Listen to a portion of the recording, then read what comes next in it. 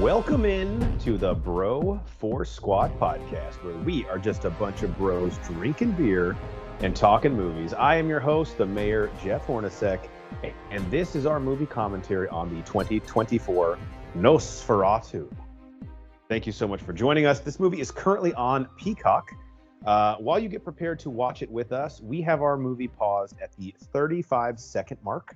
It's a completely black screen before the movie starts. There's like a ton of studios that are in the beginning of it. And just as a little side note here, there is an extended version on Peacock, which is 2 hours and 16 minutes. That is not what we are watching. We are watching 2 hour, 12-minute version. So while you get your movie up to the 35-second mark, let's go around and meet my fellow vampire. Our legal counsel, Ronnie Cycli. Ronnie, you obviously have sucked the blood out of many a client.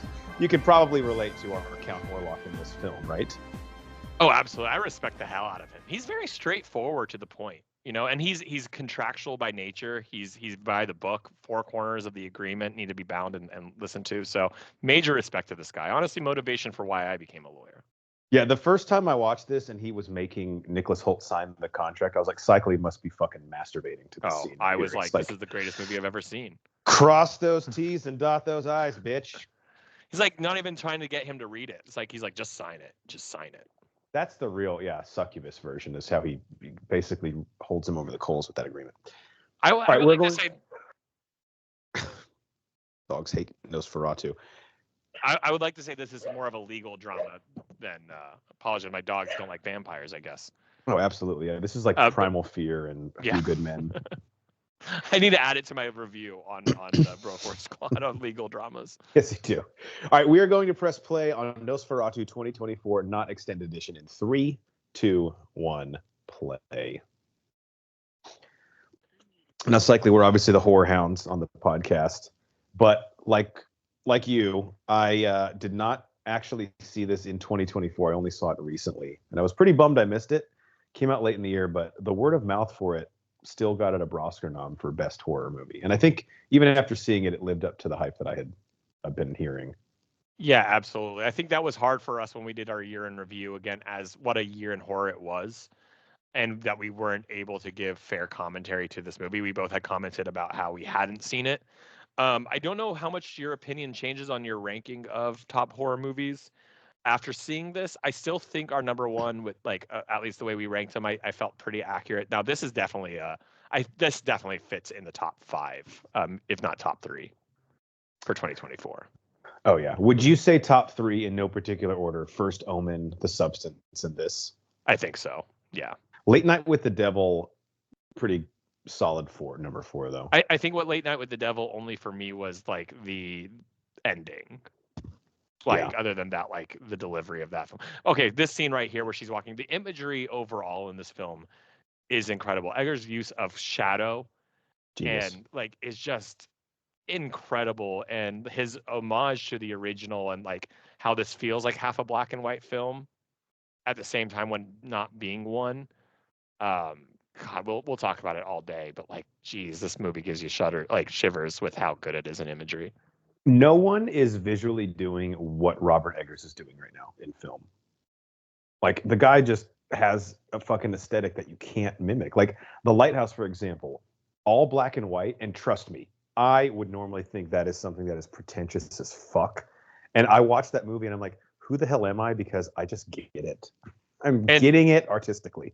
And that movie changed the way I thought about Robert Pattinson. Like, I don't know, that movie, yeah, I agree completely. Not my typical cup of tea, but I was absolutely, loved it. So this scene with Lily Rose Depp, I mean, Nosferatu, I think, is inherently like a horny vampire story. This is a horny movie. It's a horny movie, yeah. It wants to fuck. And who wouldn't want to fuck Count Orlok? I mean, look at him. It's the mustache. Lily Rose Depp, it's a great performance, but there are some moments where she kind of loses me, which we'll get into. Mainly when she's like really struggling with the possession. I know that's really hard to do, but I also think Aaron Taylor-Johnson sucks. And so when they're on screen together, I'm like, this is like G League. How much to you, and I've always wondered, like, how much is this like dialogue make that difference to you? It does matter for sure. The old-timey type dialogue. Like, I mean, again, when you think of Lighthouse, too, like, and I'm not saying But this see, is like Shakespearean, Willem but like, Dafoe crushes that shit though, right? It's like it's just Willem Dafoe so good. Yeah. I know. I want Willem Dafoe to read the Cheesecake Factory menu. Be like, my God, what a performance. I don't know if he has a stamina though. That's like 10 hours. It's true. I will say this cast, right? Nicholas Hoult, guys in fucking everything. Bill Skarsgård. I mean, if you don't make a horror movie and at least call him, I think you get sued. Of course, Willem Dafoe, and then Emma Corrin. What a year for her! This and Deadpool and Wolverine, probably two of the biggest movies that came out. No, it is an incredible cast. I did feel that the strengths of the movie with a great cast was not actually inherently the cast though. As kind of you alluded to, I don't know if it's certain scenes shared or lack of chemistry, or was it the dialogue and some of them don't portray it well. If there is any flaw in this movie, I think I don't know, it just wasn't the selling point overall. Yeah, the performances I think are just like really uneven. Sometimes they're like tour de forces, and then other times they were kind of taking me out of it. And I think Lily Rose Depp is sort of the poster child for that. When she's good in this, she's good, and then when she struggles, she really struggles. I get definite Muppet Christmas Carol vibes here. I know we're supposed to be in Germany, but I'm getting an every day in every way. Scrooge is getting worse. It does feel like old-timey London. Now, I mean, obviously, like it's Germany. I don't know how much was different in 1838 in terms of like the dirtiness, grittiness of the city and the town, the fashion. Well, we get more British accents here than German accents, right? Ralph Ineson is British. It's kind of like, my wife was actually making fun. She's like, because my wife's such a movie critic. She's like, I'm not saying this is bad about the movie. It's just kind of funny. Show me one German guy in Germany. Like, no one's German. You said Germany, bro. I'm putting the onus on you. Ralph Ineson, who comes in a little bit later, is also playing Galactus in the new Fantastic Four movie. Simon McBurney is this guy Knock, and he actually I think is really fucking good in this. This scene is also straight out of Muppets Christmas Carol. 100%. Rizzo is in the back doing some ledgers. So was the heat wave. This is my island in the sun. Oi, oi. Yeah, it's like that one. His one guy's coming to ask Scrooge for money. He's like super nervous. I feel like it was a very very common way to like exert your power over one of your employees if you said how you wanted to like fuck his wife back in like the 1850s. Because this guy's is a sign of hot respect. wife, huh? It's like, yes, my lord. Yeah, bro. Like, yeah, nice set of tits on that wife here. All right, what's the job? Like, can you give me the job? So he's definitely under the influence now, right? He's got to be. Yeah, I mean, this whole thing is like a setup. Yeah. This is like multi-level marketing. So Count Orlok is like, look, you need to get your beeline right with these Mary Kay Cosmetics. You recruit 3 people, and then they recruit 3 people. I see. I don't know. Like, the only thing that convinced me that he wasn't under the influence was like, hey, lawyers will take any job. You know? But he's like so insistent that he go. Yeah. Even Nicholas Hoult, who doesn't know like his fucking left arm from his dick, is like, can't he just come here and sign the papers? Seems really weird. Did it seem like, and again, it just to play devil's advocate, and I agree, I do think he's under the influence, that he's sending him to everyone else as a punishment because he's like always like, clearly he walked in there all like giving him a hard time. Oh, so you think maybe this wasn't his original plan until Nicholas Hoult was like 15 minutes late and ate someone else's lunch out of the fridge? I'm saying if you play the devil's advocate and say like, he's not under the influence yet. Like to send him in the intent. I guess you could. I just feel like this is the most crucial part in the plan. And so for it to work out perfectly, Orlok probably wouldn't want to fuck around. But why couldn't just Orlok, I guess we'll talk about this here in a little bit. Why couldn't Orlok just, is it the legal nature of what he signs, the contract giving his wife over? Like does Orlok respect the sanctity of marriage so much that Orlok needs, obviously it's a false contract, it's not the actual contract that he signs, that to give his wife over to him?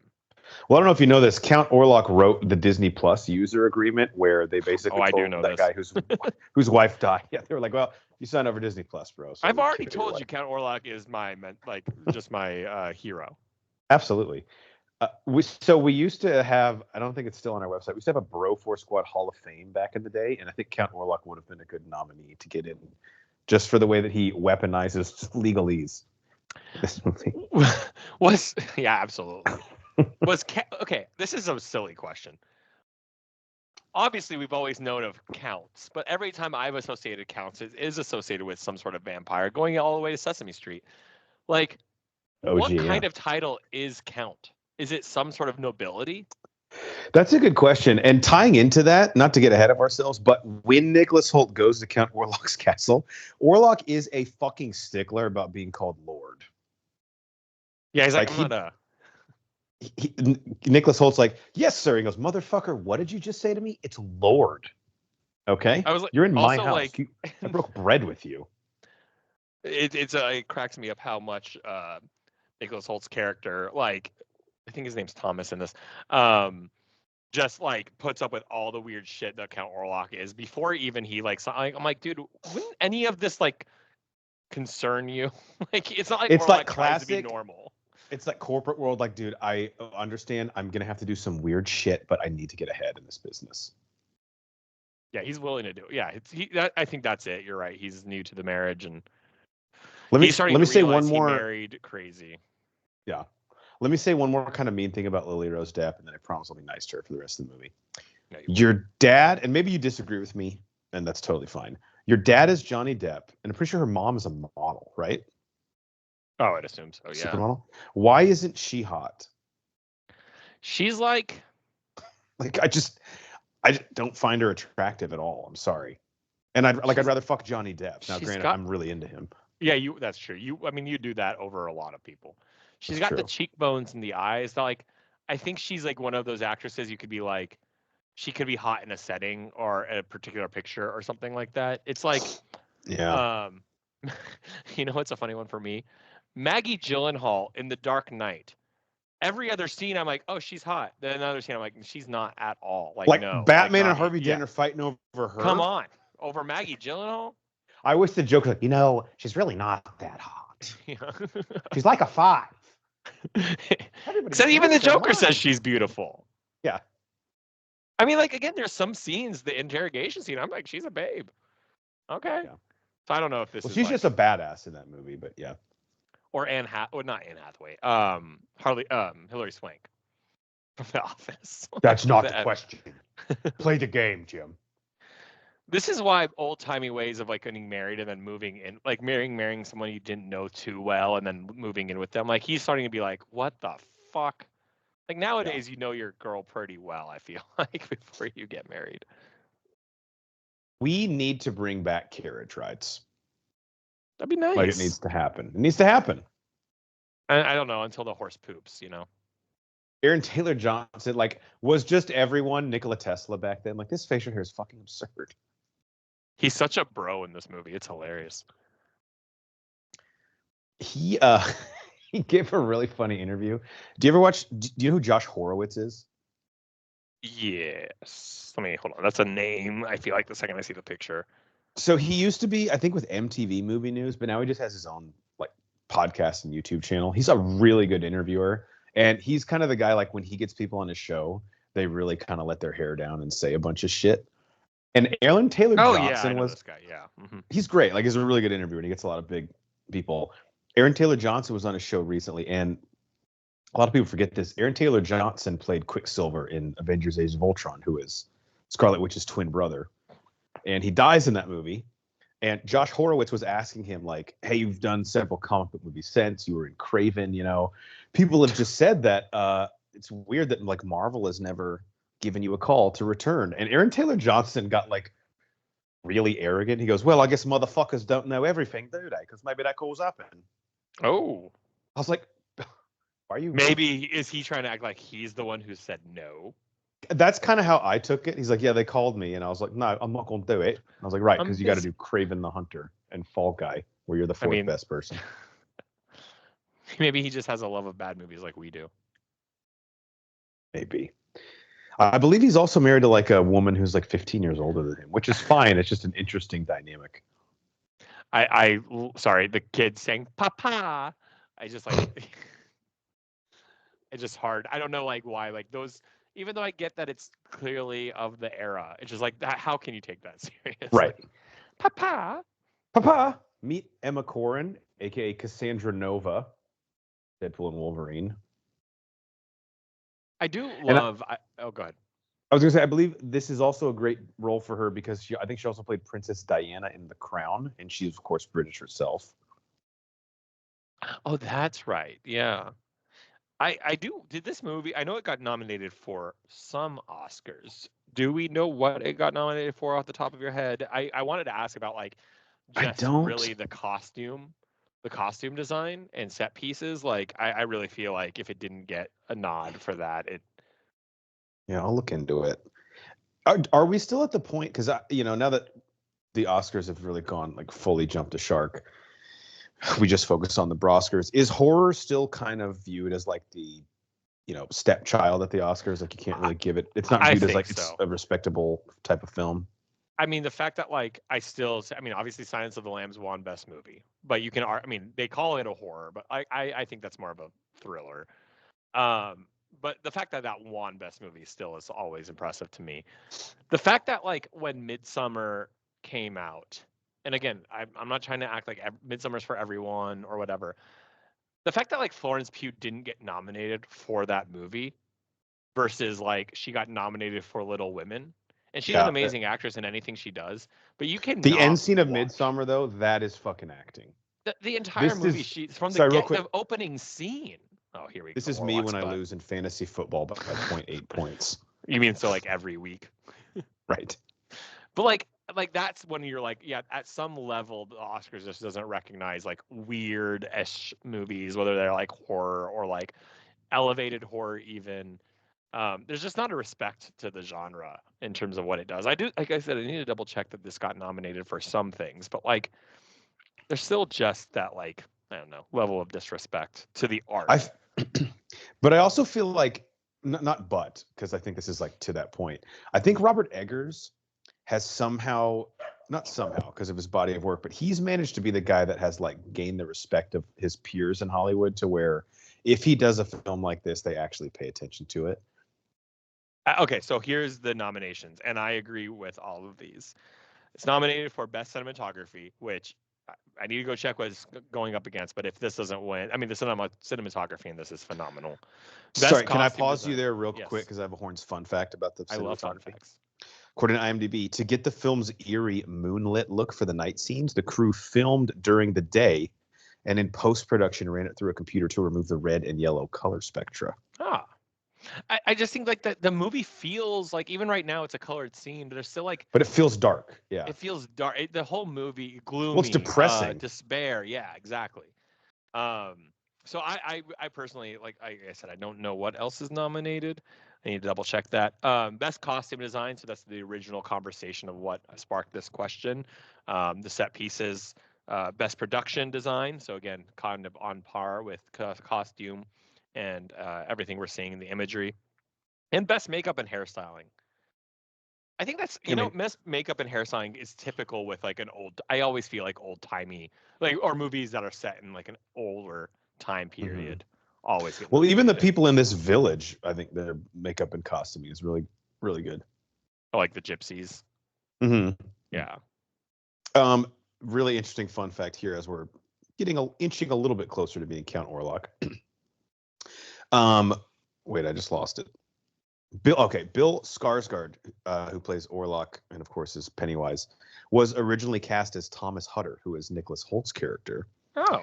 However, during the film's long pre-production, director Robert Eggers was rewriting the script and decided to recast Skarsgård as Count Orlok / Nosferatu and tripled his amount of dialogue in the movie. In an interview with Skarsgård, Eggers stated he felt this recasting was to make the sexual subtext between Orlok and some of his victims even more convincing. Great decision.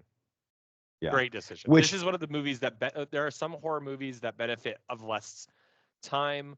Like like monster movies, like sometimes the more you see of the monster, the less powerful it is, right? Like you want like Cloverfield is a great example, right? This is one of the movies like Orlok is one of the peak parts of the movie, and the imagery of what he conveys and how he makes people feel. So that's a good decision. I wonder too. So if you're Bill Skarsgård, I could only see this being a tough sell to switch him from Hutter to Orlok. Because if I'm Skarsgård, I'm like, dude, I'm always the bad guy.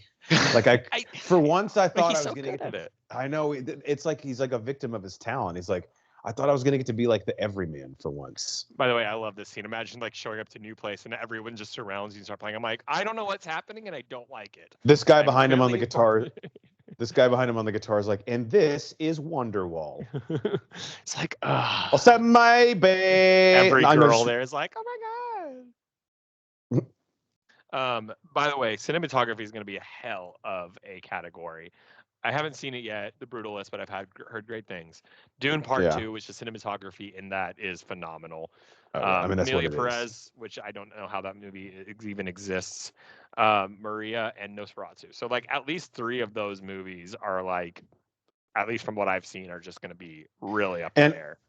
The Oscar voters suck balls anyway, but comparing Nosferatu and Dune, it's like judging like LeBron James versus Tom Brady. Like they're both completely great, different. Completely trying to do completely different things. Man, I mean, I'm so torn now because like Dune 2, especially like watching it in IMAX, the imagery in that movie is phenomenal.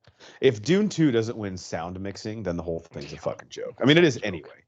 But when I saw that in IMAX, I closed my eyes at one point and I was like, this is fucking orgasmic. Oh, yeah. Dude, does he not realize it's a con? They're just doing that so you'll pay more, bro. I bet you could banish me with garlic. That's for fucking sure. Are you? I've never seen you in the daytime. I'm busy. I told you that. I don't know like garlic. Yeah, don't come out during the day. Can you name one other item on the menu with garlic? Garlic fries. I'll get back to you. He like immediately shot from the hip. The guy's coming. He's like, I heard you have a PBR and whiskey $4 special. It's like actually, it just ended yesterday. This coupon's expired, but can you still honor it? Do you think this place has a happy hour? Like, do you think they have specials? I mean, like, they have 50-cent boneless wings Tuesdays. That's what this woman's like. Is that what you're here for? The boneless wings.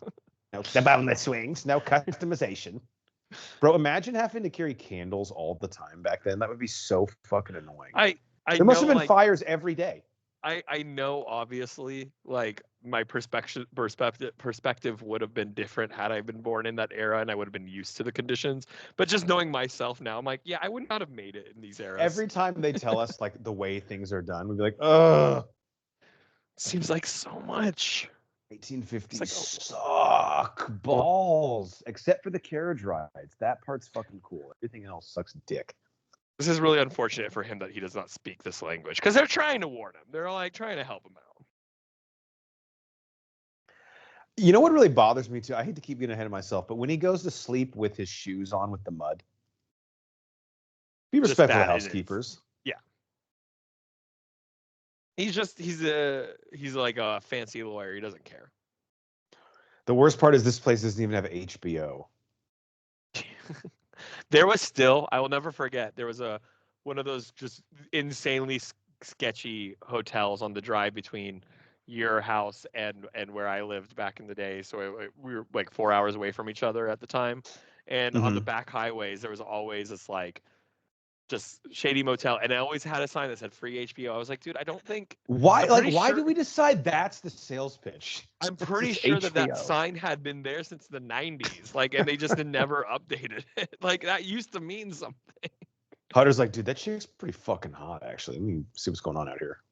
Yeah, like I'm down for whatever party we're about to have. Orlok's like, there is no way she's a virgin. Look how hot she is. Like, I swear. You're gonna tell me she's a virgin? No, that chick over there, she's a virgin. She's the one with a virgin. Braces? No offense, but the brace face over there, yeah, no one's touched her. Orlok, please believe you know us. Who's a virgin? This guy with the big nose right here in the front. He's a virgin. Excuse me, Orlok. That is an assumption you should not make, but it is correct. I would lie if I were her. She's like, come on, guys. I've been getting banged. I've been having so much sex. Come on. She just wanted to, what do you say in 40 Year Old Virgin? She just wanted to sex all the time. Oof. Yeah, bro, like if you're gonna be out here, you gotta relax. Yeah, So it's just was like that rude. real? I think it was. You know what movie this gives me an homage to? Cycling Little Giants. When the A lot in kid before the common. game sleeps in his. Yeah. That I looks like always think Bonnaroo the next day. He's like, Jesus Christ, this place was wild last night. Now no one's here. there was something about, I don't know, Disney movies, sports movies back then of always showing like characters sleeping. Like I think of Mighty Ducks, the Bash Brothers or whatever. They slept with their feet outside the blanket, and that made me feel Yeah, like that was such a cool thing to do. I never got that. I mean, I can't sleep on my back either. So every time I see that shit, I'm like, no way. I like the idea of sleeping on my back. It just never happens. I just can't. I literally feel like a vampire. My wife Yeah. does it. I'm like, you're fucking Dracula. You ever put your arms on your shoulders like crisscross like while you sleep? Yeah, that's where I literally feel like I'm in a coffin, like I'm Yeah. dead. So even this scene, like he's like muted the colors in a way that you're like, Yes. damn. Again, the imagery here, it's just drab. It's like you feel lost. You know, just like every Even daytime can't be bright and happy. Yeah. Every instinct is obviously telling you like, hey, I shouldn't be doing this. But again, he's doing that for the sake of like his future, his family, his wife, like. Sorry, real quick, skip ahead a minute if you don't want spoilers for the movie Barbarian. So cycling in Barbarian, of course, Skarsgård is cast, and just knowing, like, as the audience, I think our preconceived notion is to think he is going to be like the killer in the movie because he shows up as like the stranger at the house and everything. Yeah. Do you think that was like genius on their part, or like we're reading too much into it to cast him and have him literally just be like a regular dude who gets killed in like the first 20 minutes? I think it was a good move. Because that's every instinct you have, right? You're like, yeah, it's Bill Skarsgård. Like, there's no fucking way he's just a guy, right? He's going to be a psychopath. If anything, I think that was one of the movies too that I purposely avoided the trailer because I felt like they were going to show too much with his character. Yeah. And it goes again. I think that's what one of the things that movie does well was like play to your, ideas of what is a casual concept of like how we judge people in any situation. Right. Obviously, I would still err on the side of judgment there in that particular situation. I also love this. I don't know. This gives me Beauty and the Beast vibes with the horse. Oh, I fucking love. And I don't totally understand it, but I don't fucking need to. Again, I'm back on my carriage bullshit again. Yeah, first of all, what makes you get on this carriage? I know you're tired and cold, but I'm like, you know what? I don't see anyone riding this. All right, what are you gonna walk the rest of the way? Oh, yep. And we're back to the feeling of like this feels like a black and white movie. I don't know if it's his imagery, it's his love of black and white. Obviously, we talked about the lighthouse.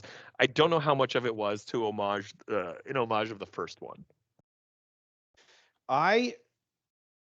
So when I was trying to illegally watch this for a little while, I kept accidentally getting the first one, like the first few minutes of it. You're like, this doesn't seem right. Yeah, it does. Also, it's an hour and 5 minutes. Yeah, the makeup. We should do a commentary on that though next Halloween. I think that'd be cool. I've actually never watched it, but the image of Nosferatu in that movie is iconic, right? Like, it's like the OG, nose yeah. is what and the past few years I'm on my vampire bullshit. You're like 15 years late on the vampire game. I am. You're like, have you guys seen Twilight? Like, what the fuck? It's so good. Have you guys heard of this shit? There's this guy Robert Pattinson who's not going to become fucking anything, so don't even bank on him being a star. But Last Voyage of the Demeter 3 years ago was like one of my favorite movies of the year. Have you seen that yet? Was that really that long ago? Fuck. I think it was 2022. Yeah. I haven't seen it. No, I wanted to see it. Oh, you would love it, dude. Yeah, it's so good. And you can basically play it as like the scene. It can basically be like an intercession movie between like the castle visit and then when Orlok shows up at the town, because it's basically just Dracula on the boat killing everyone.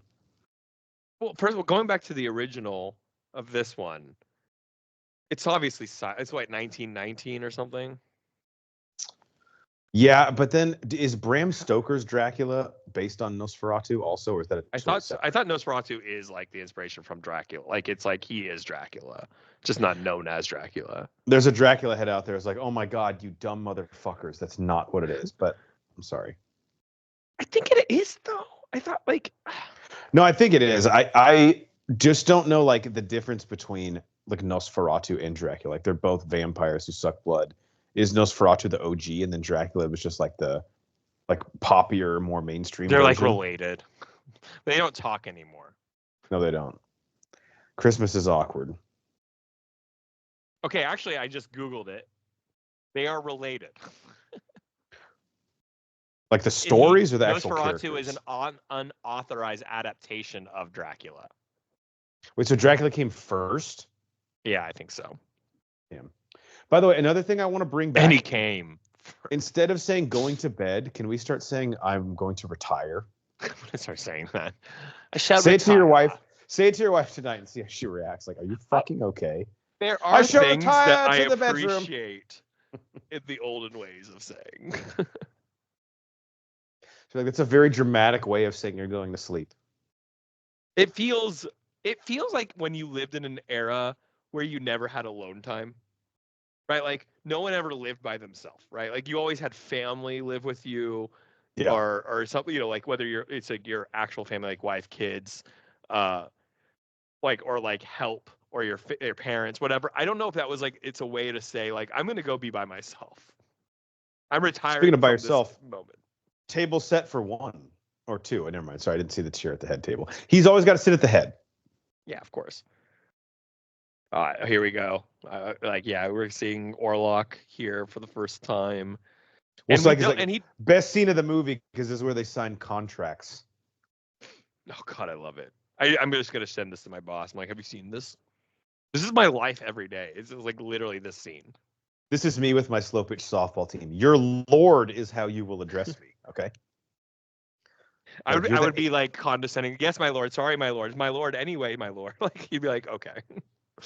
But use it an appropriate amount of times, please. Thank you, my lord. My lord, do you have any water, my lord? I am most impatient. Like honestly, you could almost get like Palpatine to do this. Oh yeah. So when he says your covenant papers, did he expect him to bring his marriage certificate? Like that's a weird thing to carry around. No, I think Thomas is having him sign the deed, right? But really, Orlok is purposely going to manipulate him and have him sign a contract where Orlok is granted his wife. Yeah, so really here, Thomas is actually cutting his commission from 15% down to 7%. Okay, like right there, why is Thomas... This is a red. How did he get there, right? Like, how is Thomas not immediately like, wait a second, something is up? And why is this the Riddler Batman Forever glass that I'm drinking out of? That is exactly what that made me think of. I have the whole set, by the way. Two-Face over there. Robin is in the dishwasher, but it's fine. If I had more guests, I would have gotten it out, obviously. Right. No, but of course, my lord. I do have to say, I appreciate, like, I know this is, again, respecting the first one and why we have a stereotype of how vampires talk. But I just cannot, every time I hear Orlok talk, I think of the Count from Sesame Street. And I'm like, 1, two,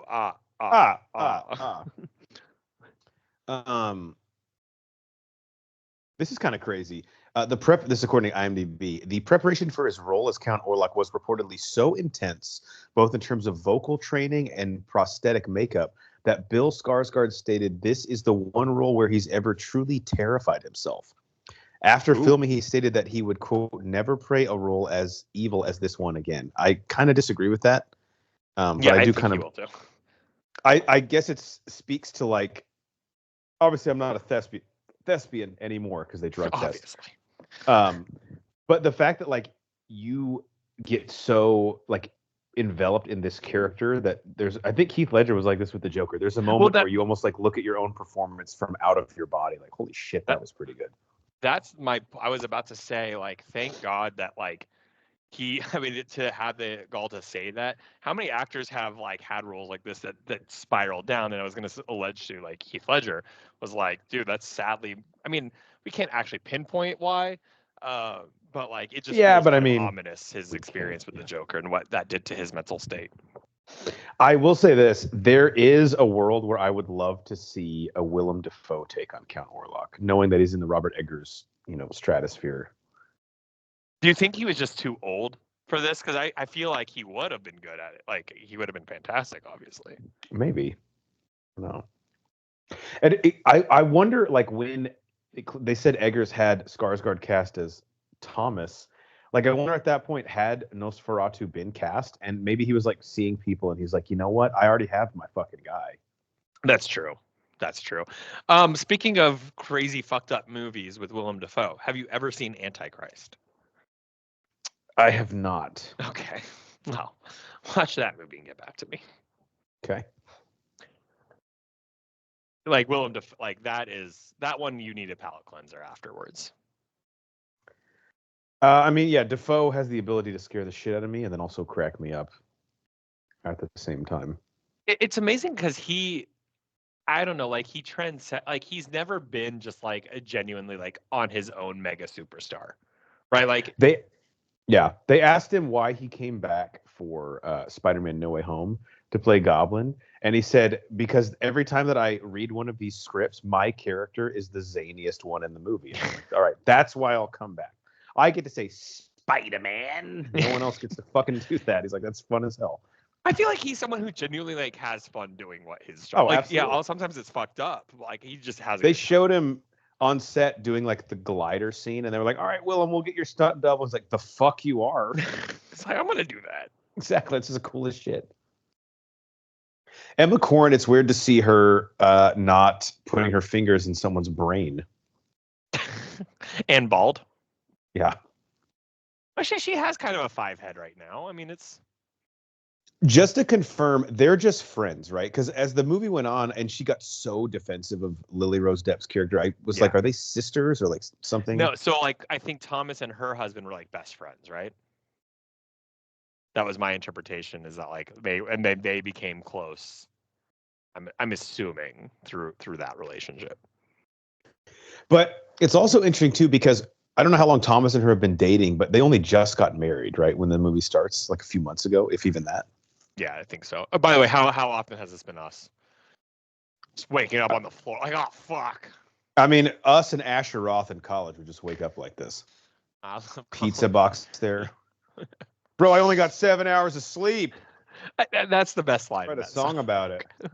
Woke up at 3 or went to bed at 3. Woke up at 10. Gonna do it all. I'm like, what? That's a like, damn, way to rub it in. What are you talking? Really good, get up for 7 hours. Yeah, you hit your REM cycle. I gotta imagine sleeping on the like. I don't know who Orlok's furniture guy is, but clearly lacking thereof. This house could use a woman's touch. Yeah, and hopefully Orlok can find love. He walks out. Orlok's at the table. He's like, "We have bagels, but limited cream cheese options. I hope you won't. This won't be reflected. It's only chive and onion. What? That's your only cream? My cheese? lord, that's a despicable spread." It's like, I can't have garlic in the house. You'll understand. What does that have to do with cream cheese? We don't have lox because I just don't get it. Seafood for breakfast? What is this? No, you don't. It's not in this part of the country. He like walks in on a realtor touring the house. This can be an office, or if you really have the vision for it with the natural light, a game room. It's like, oh, I didn't know anyone was here. Again, it's daytime, it's natural light, and because everything is like muted, you feel like I feel hungover right now. Is this supposed to allude to like? I feel like, okay, the mirror and the zoom in. Okay, we're obviously getting the might bar. Like, are they showing us that he's not a vampire? He got bit, but he's not a vampire. Like, that's the assumption, right? Yeah. Is the lore of vampires, at least from what Twilight told me, is that you get bit and then you become a vampire, or you like get killed, right? Yeah, if they like suck all your blood, then you die. Is that what you're saying? Yeah. Or you're a vampire, right? Like, so are they showing that actually vampires have the ability to not convert you or kill? Like, because I don't know, them showing him, like, they could have shown the bite marks without him being in a mirror, and I felt like, because vampires can't see themselves in mirrors, right? Correct. So there's two things there that they're clearly pointing out. He's not a vampire. Yeah, that's what that portrayed to me. I also struggle with, like, what is Orlok's plan with Thomas? Like, he wants his wife at the end of the day, but then also, why does he take him prisoner? Just to be an asshole to her? Or is he taking him prisoner per se? Well, doesn't he tie him up though and like not let him leave coming up? I mean, hold on. Yeah, I mean, it's interesting. I mean, at some point, I think this is him claiming the rights. So the one really quickly back to what I was saying is like I actually really liked that they showed that because my brain was because I have not seen the original and I did not read the story for it. Um, I assumed the plot was going to be that he made Thomas a vampire and sent him back to his wife to then convert the wife. So that scene to me was important because like that's where my brain was going with the plot from the get go. And I Yeah. doubt a lot of people. I'm sure Then some people did, but I doubt then a you lot of realize people knew the original. Orlok is so horny for the wife. He's like, this is one I'm going to take for myself. So I'm going to put you on the bench and start me, and I'll handle it. I want like Thomas to be like, "This isn't the document I gave you." I like that one. You've You will redlined indulge this my a lot, pardon. Count Orlok. I don't know if I can just sign off on this willy Look at nilly. these nails, sway Nosferatu. Yas Queen. By the way, I told the Nosferatu joke the next night at the bar with some friends, and it killed. Yeah. Did My heretic, wife heretic, hated everywhere it. a tick tick kill? Yeah, no, I did That not. was my favorite one. I can't believe no one reacted to that. So this is true. This is hilarious. The next night, my wife and I watched Nosferatu. The next morning, we wake up and like literally like 8 in the morning, and she rolls over and like we haven't said a word. I said, "Hey, do you want to watch the sequel to Nosferatu?" She's like, "There's a sequel to Nosferatu?" I go, "Yeah, it's called Yasferatu." She literally might have killed. Like I'm the sleeping on the look in her couch. eye. She's like, "What the fuck? We just woke up. What is that joke?" Yas Yeah, Feratu. and so I told that night we went out for our friend's birthday, and I was like cracking about how Robin like hated it, and everyone was like, "Yes." Like, I got to tell this joke to some people, though. Actually, give me a Yeah, chance. it helped that everyone else was drinking at that point.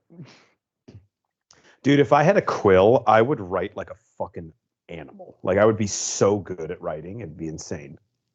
There's just no yeah. Grunwald Mana. But why? The covenant is signed. It's like, Yeah, man, but I could do this job, right? I sound good. I sound yeah, better than Skarsgård, right? Skarsgård who? That's what I said. Grunwald Manor, though, is a shithole. Like, we got to at least acknowledge that. He's like, congrats on your new home. Here is your housewarming gift. Our our loan officer here, when we bought this house, gave us a little plaque of the coordinates to the house as a gift. Yeah. I wish he had Also, done it that has for Orlok.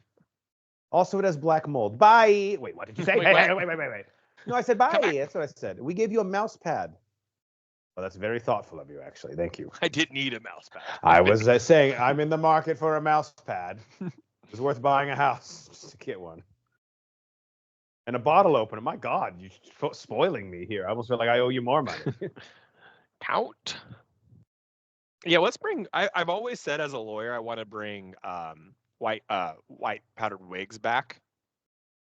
And I wouldn't mind like the cat like having the like a title of count. That would be badass. That would be pretty sick. What other books do you think were on his bookshelf? It's just like Lion, the Witch, and the Wardrobe. Yeah, like what's the guy reading? Dr. Seuss. This is my must get to at some point section over here. Count Orlok strikes me as the type that would like have an entire library of books but not actually read any of them. There's show books, yeah. He'll be like, if I had a dime for every book I've read, I would have no money. For the rainy day that just won't come. I don't think he was actually captive. I think he just woke up and he's freaked the fuck out, right? Like it's like the door just locked. I'm trying to remember how I felt when I first saw this. Like, is he captive or is he just like not knowing how to? I don't know. No. So he woke up with a new bite mark, right? He had the second one now. It's bed bugs. He needs to calm down. Could it's be the 1800s, dude. He's like, how out of control are these orgies? Like, who hasn't? It's like, what are you gonna do about it? He really just needs to take a shit. He's like, where is the fucking bathroom? God, could you imagine going to the bathroom back in this day? See, I just couldn't do it, man. No. I would take one of Count Orlok's books. Honestly, at this point, I'd be like, hey, Count Orlok, can you bite me and make me a vampire? You want that? It's no fun if you want it. I mean, I don't want it. Thomas, bro, there's stairs. Like, figure it out. This is the man cave. All right, we got a Buffalo Bills flag up, pinball machine. Shuffleboard table, you know, we keep it cool. We keep it. Miller No Lite. ladies allowed. No, am I right? Oh, listen, sluts. No, but seriously, no ladies. I will say, I don't know that I don't think you did watch it, but I've never been as into vampires. Like, I find this an amazing film because it's like, you know, it's the imagery, the allegory, like everything that develops into it. Like, I like this take on vampires. You know, Twilight, whatever we can talk about, like all the other, like how the ridiculous ends of vampires, right? We have like this all the way to Twilight. Mike Flanagan's Midnight Mass on Netflix, which I don't think you watch, right? Is No, I've heard of it though. Maybe one of my favorite takes on vampires I've ever seen. And you don't even, I mean, spoilers, I don't even know if it's spoiler, but like it's not billed as like a vampire show. Like, honestly, there's no word vampire in the entire show. Like, it's my assumption, and I think most people's assumptions, like what you're watching, it develops into a vampire. But like, it's incredible. That's cooler, I think. So, yeah. I wonder if, to that point about like vampires now sort of becoming like bigger in the zeitgeist, because I wasn't like a huge vampire head. I don't know what happened the last 3 years. I just like, I'm eating this shit up. Any vampire movie I watch. You got bit. I did. Do you think Eggers had any aversion to cast Holt because Holt was also in Renfield? No, I don't know. Like, there's such like I liked Renfield a lot. I think you did too. I loved right? Renfield, but he's like the comedic foil to a vampire, and now he's supposed to play like the serious foil to the vampire. I think that's one of the reasons why his casting kind of throws me off a little bit. And this is like Orlok Dick. Hell yeah. We got full frontal in this. Solid. There is something. Hold on, I need to look up. There is something about the Orlok full frontal I saw Skarsgård do. But yeah, I think for me is like that's part of why I don't think he's a bad actor in this. In all honesty, I just feel like maybe mentally I'm the problem with his performance. Does that make sense? Like, it's just tough when you have like Skarsgård doing this. I don't know. I mean, I understand it's almost like the straight man in a comedy, right? Like, your job is to make the comedy actor look funnier. Is that kind of what Holt is supposed to be? Not intentionally, but like the way that his character works next to Orlok. How do you even act next to Count Orlok? Like, you're gonna be outdone no matter what. I will say. Go ahead. I was just gonna say Eggers, just in the small sample size of his, I've seen Lighthouse. This obviously, what is his? Not Northman. What's his other movie that he's done? Can you say that again? I think I lost you for a second. So what is Eggers' other movie besides The Northman, this, and... he has 4 movies, right? Lighthouse. Damn it. People at home are screaming at us. I'm sorry. But I will say, he is good at getting like very unique... which I love. The Witch. Okay. I have not seen or the Vivitch, as some people say. But he's just great at getting like these really specific and unique performances out of actors. Well, have you seen The Witch? No, I haven't. Again, another old-timey dialogue. I love it. I think it was like Anya Taylor-Joy's first big movie, right? Yeah. It's polarizing, but I love it. By the way, Nicholas Hoult was gifted by Eggers the prosthetic penis from the film. And there's a hilarious picture of Hoult like holding it. I don't even want to see that. Oh, it's what like do a you picture. Do with that? I would frame it. He's framed. Oh, I got you a gift card to Applebee's. Do you think this feels good in a way? No. Okay. I'd be like, you know what? Like, I kind of liked it. The grip strength on Orlok, though. Like, get this guy an American Ninja Warrior.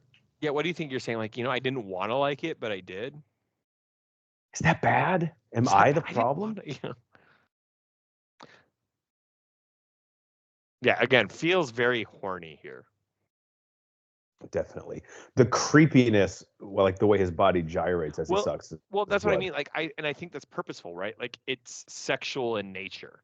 Like, he is literally not an orgasm, like getting off on this. Yeah, he is. Like the satisfaction and yeah. Oh yeah, it's definitely overtly sexual. Enter Ralph Ineson as the Doctor. Great character actor. Is he in Game of Thrones? Yes. Like I said, he's Galactus in the new Fantastic Four. It took me a second because like I had to take the makeup like visually off, mentally off of him. I was like, that's right. I feel like they didn't even have to do any makeup or prosthetics. It's just what his hair fucking looks like normally. I feel like a doctor would have been being a doctor back in the 1800s or before would have been a lot easier. Because like you'd be like, hey, yeah, it's like it's this ghost. We got to take the leg off. Like I don't know, you just cut it off, throw some leeches on it. It was whatever. And I love this. So this is like actually accurate about like the problematic things of like what they would do to people that they thought was like they were mentally ill. Like her being right now covered like basically breathing in ether. Like now, obviously, we know how fucked up that was. Like that's something they really did. Like, hey, this woman is losing her mind, right? Like even though it's like natural, like we're gonna just shove ether in her face. Well, I for our listeners at home who don't know, I teach 8th grade, and I tell my students all the time, and I am completely serious. I'm like, guys, if you traveled back to the 1800s, every single person in this room knows more about medical knowledge than a doctor back then. Oh yeah, it's crazy. Like just from like what you've seen in movies, TV, and even like learned in school. So back then, yeah, it was literally just like more of this morphine. It's like all you're doing is giving me more of a drug. I don't really understand what you're actually solving. I mean, you can't. It's not their fault. You know what I mean? Like, No, you not didn't at all. know that, but it's just funny looking back. I mean, like, throw some of this on it. We're gonna drug you with this. It's like, Like if you had whatever. headaches, they used to drill into your head because they thought it was bad blood that they had to drain from your body. And now we got bad blood. Sorry, we're gonna get sued You by know, Taylor you know, Swift. that's bad blood. Okay, I think we're at the point where if we can keep going, we'll absolutely be sued. But does Taylor Swift have any money No, to she like really put doesn't. together a legal? You know she's listening right now and just taking down. Her and Cillian Murphy, who on our 2025 movie preview show, we asked Cillian Murphy to fact check us about 11 times. I mean, and he's good at that though. It's He what he emailed us wants back. to do. So to Aaron Taylor Johnson's character, can we bring back using canes when you don't actually medically need them? It's just baller. Like this whole It's like cool fit, as fuck, man. right? It's like a pimp walk. Like the hat too. Like if you saw me on the beach or something, you'd be like, "Oh, old football injury," be like that kind of that, but also I just like getting pussy, so that's why I have this. you know, you're an 8th grade I have a question. Was the idea of Lincoln keeping his notes and speeches in his hat, was that real or just something they told kids? Do you know? It hasn't come up in my content that I've taught them. Do you remember that though? Like they said that Lincoln Yes, kept his I do. yeah. I do have an Did he not assignment have though pockets? where I make my kids put together a group of 5 like we do a fantasy draft at the end of the year, and you have to draft 5 presidents to like fight another 5 presidents. And Like Lincoln, physically? yes, and I give them like stats based on like their presidencies.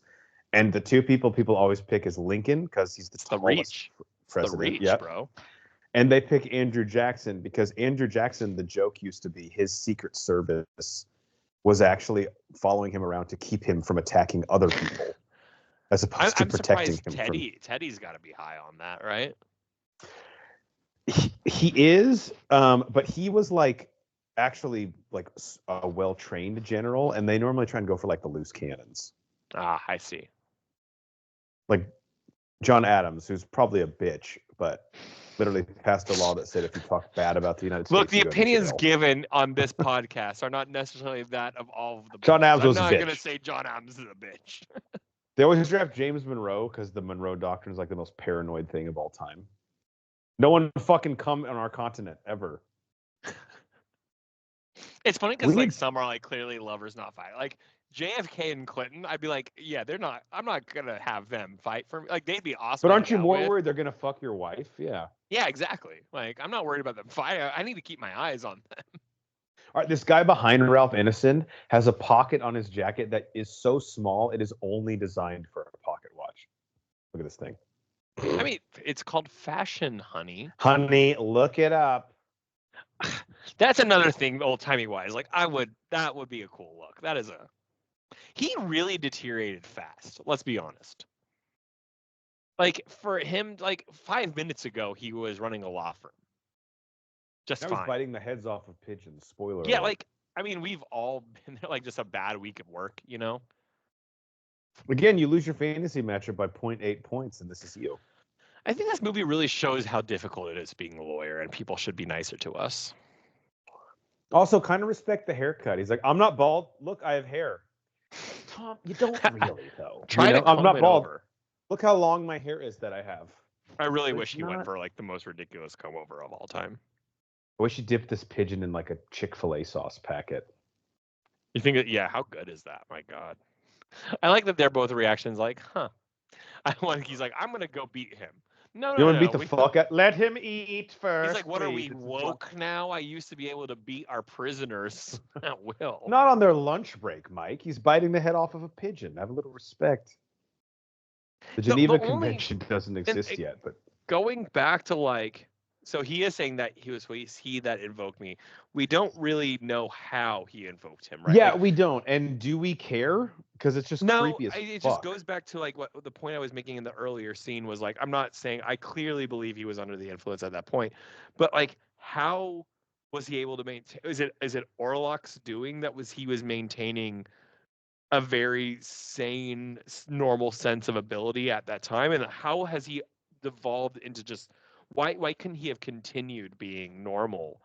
I guess like why is he so insane now that he's had to be locked up and just eating the heads off pigeons? Yeah. By the way, great performance here. Oh yeah, phenomenal. The imagery God. again, like. But yeah, to your point, I have two questions, and I'm not saying these to pick apart at the plot in any way, mainly because number one, they might not be plot holes. I might just not understand. But number two, I'm just actually curious. So my first question is, Orlok has the ability to possess, again, horniest character of 2024. This whole movie is horny AF. Yeah. With his abilities, and clearly, like it says years later after the opening scene with Lily Rose Depp, after he like either had initial possession or they like spiritually hooked up. Why doesn't Orlok just possess Thomas and get him to come out to him? That's I think the only reason why. I mean, I don't know. Like, is there some respect given that Orlok or like that vampires like okay, so aren't vampires also the ones who have to be invited into a home? Yes, yeah, that's like one of their main rules, and I know that from Mom's Got a Date with a Vampire. So, is there some level of I don't know if respect's the right word of like decorum? Yes, perfect. Decorum that vampires or like Count Orlok specifically, maybe as a count, I don't know, like has to abide by. And he can't just willy-nilly just fucking take someone over. So he can't possess Thomas, but he can possess like someone related or in Thomas's sphere. Or did we again off screen with like Thomas's boss, like what we're seeing, was he a willing participant? Was he Thomas's invited boss? in? Yeah. Yeah, or did Thomas's boss make like a metaphorical deal with the devil, and maybe there was some exchange back when? Yeah, I feel like from the lore, the little lore, and again, people listening or whatever like might know more, but the little lore I know about vampires, again, when I think about the invitation into the door, there is some sort of decorum there, like you said. So like maybe he has to let it in. Thomas wasn't going to willingly let him in. Also, the initial connection with Lily Rose Depp's character, and no, I'm not going to say her character by name all movie because my phone is locked and it's so hard to fucking open it and look at her character's name. Is there a reason why like that connection was severed or like not used for like years? Like, or is it just like part of the horniness? Like, you know what'll make me hornier if I don't spiritually fuck you for like 2 years? It might be a thing like she's pledged to him long term. And maybe when she got married, it really drove the. Oh, okay. I like that. I don't. Again, I'm coming with. Well, that is the impetus for the movie starting, right? It's like she gets. It's like the kid who like puts the toy down and doesn't play with it, and the second another kid picks it up, he's like, "Wait, that's mine." Yeah. It's Citizen Kane with Rosebud and the sled. He's like, "Hey, when spoilers, I was a kid, Jesus Christ! I was just about to watch that. That just came out. Maybe that's what it was. Is like she was always pledged to him. He was busy. Orlok had business trips. Like he couldn't commit. Plus, she was young. He's like, that's not going to be good. It's not going to look good to the community if like we're together. Like I'm like hundreds of years old and she's 18. Yeah, but you know what? At a certain point, I just don't care what people say anymore. Yeah, I don't think the movie makes it clear. But to the movie's credit, that's my guess. It takes away nothing for me from the viewing experience. No. And on the first watch, at least, I wasn't even picking up on details like that. I do know that we have a Joel Embiid situation here with Thomas, where it's like, dude, we get you're injured, but like you need to fucking get up. You're fine, bro. He was just cold, you know? First of all, it's Lord Orlok. Yeah, but you're being an asshole. These nuns have on the alternate third jerseys for the nuns. It's black and the gold. They're great. I'm always like, I like the alternates more than ever. I'm like, maybe it's because we only get them like once or twice. Yeah, because they don't. It's not like they wear them all the time, which is great. All right. Okay. So watching it again, I don't know that I feel like Orlok necessarily locked him in. Is that he panicked and like just ran out, like, and then got. That's the tough thing with Thomas. He is the unreliable narrator. I think almost every time we see him, like even the dream with the gypsies. I'm like, did you actually see that and then just fall back asleep? Because you had like 2 rum and cokes. Like what actually happened? Like was the whole running from Orlok, trying to stab him? Like did that all happen? I think it did. I think everything we saw was real. Nothing in this movie. I don't feel like it's a. So was Orlok actually sucking the blood out of his chest? I think so. That's why he chose not to kill him. Yeah, that's a good question. Maybe Orlok thought like. I like how Orlok is like nice little melted wax symbol. Like, hey, we want people to know Orlok's in here, so we're gonna give him the symbol. That's 3 to 5 days shipping right there. Also, genius again. I'm going to keep sucking the dick of Last Voyage of the Demeter. Someone sees this like 4-second scene, excuse me. And they're like, dude, there's a movie actually right here on the boat. Yeah. Oh, that's true. Absolutely. Do you think Orlok gets seasick in there? He takes a few Dramamine. Oh, yeah. This guy, talk about a like straight up precipitous decline. He's been on a 45-degree angle down since the. But that's what I'm saying. Like, why was he? How does this? I mean, is it a possession? Like, I think that was one thing I was questioning myself in that original scene. Like, how did he devolve so quickly? Or maybe I can't think of the movie off the top of my head, but where it's like you're possessed initially, and then afterwards, it's a combination of like psychosis and like society views you as like a pariah, to where literally your life just falls apart pretty quickly. Now, this movie is about to get a shot in the arm, which any movie could always use, which is Willem Dafoe showing up. Willem Dafoe. Yeah, it's funny. Like, I'm like, I honestly, if you actually listen to the pod and you've heard me plenty of times, I've just been so anti any trailer and looking up anything about movies I want to see anymore, which is so sad because I fucking used to love trailers. That's what we have to do reading about movies, but that's just what they forced us into. So I did not know Willem Dafoe was in this. I only knew from the cast surprise. List. Yeah, I avoid I'm starting to avoid everything. Like I just don't. Has he been? It's hard for me. Is he in The Witch? Willem Dafoe? Yeah. I don't, because he's in every other Robert Eggers movie. He's in Northman, Lighthouse, this. I'm going to pronounce this wrong, but like the character you talk about, Ralph Ineson. Yeah. Mm-hmm. I'm pretty sure he is in The Witch. Okay. Yes, he's the main character in The Witch, or one of the main characters in The Witch. Oh, nice. I like him a lot. So yeah, he clearly does use. I don't think it's been a while since I've seen it. And I haven't seen Northman, but he's not. I'm looking at the cast list. I'm pretty sure Defoe's role in the Northman is pretty small. He's so good though, dude, in everything. It's kind of like, I'm not saying like obviously different concepts. Willem, like, it's like Christopher Nolan uses the same people. Like he knows who he likes to work with. He knows what they have to offer. And if Willem Dafoe is in your rotation, that's a pretty good fucking roster to start with.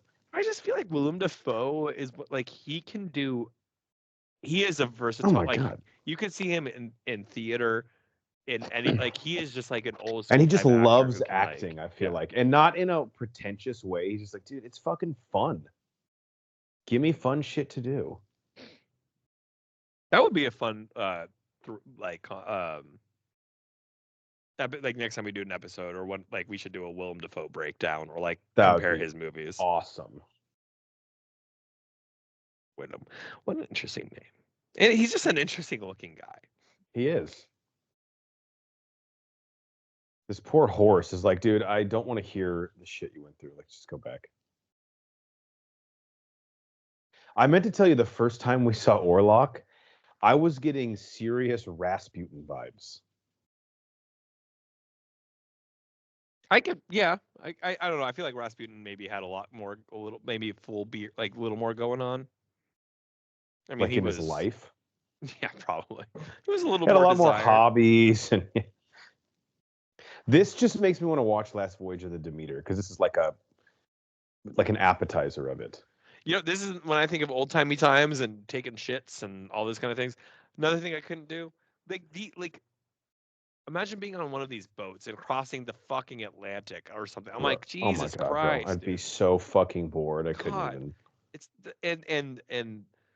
I'm not even a germaphobe or like, it's just like being I don't know, man. Like, I just couldn't do these things. Yeah, dude. How would you even sell me on that?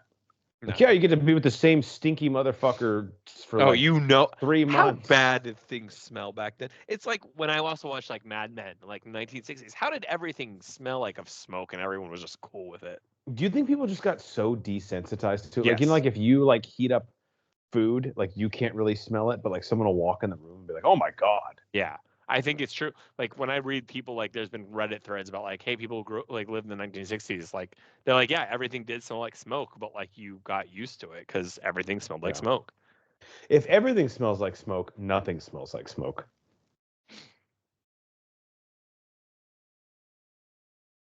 Have we ever thought about maybe this cat's part of the problem? Oh, it's 100% the cat. Dogs, perfectly fine. Cats, I'm pro dog. Yeah. Give us the room. Yeah. Cats are up to something though. Always. Cats have no loyalty. Cats' loyalty is to themselves. Hey, cat, if you're so fucking cool, then you don't need us, right? Why don't you just go survive on your own? Oh, you can't? I mean, they can. We just worship them. You give a dog a snack, they fucking love you forever. You give a cat a snack, they're like, huh. They'll be like, where's my next one, bitch? Exactly.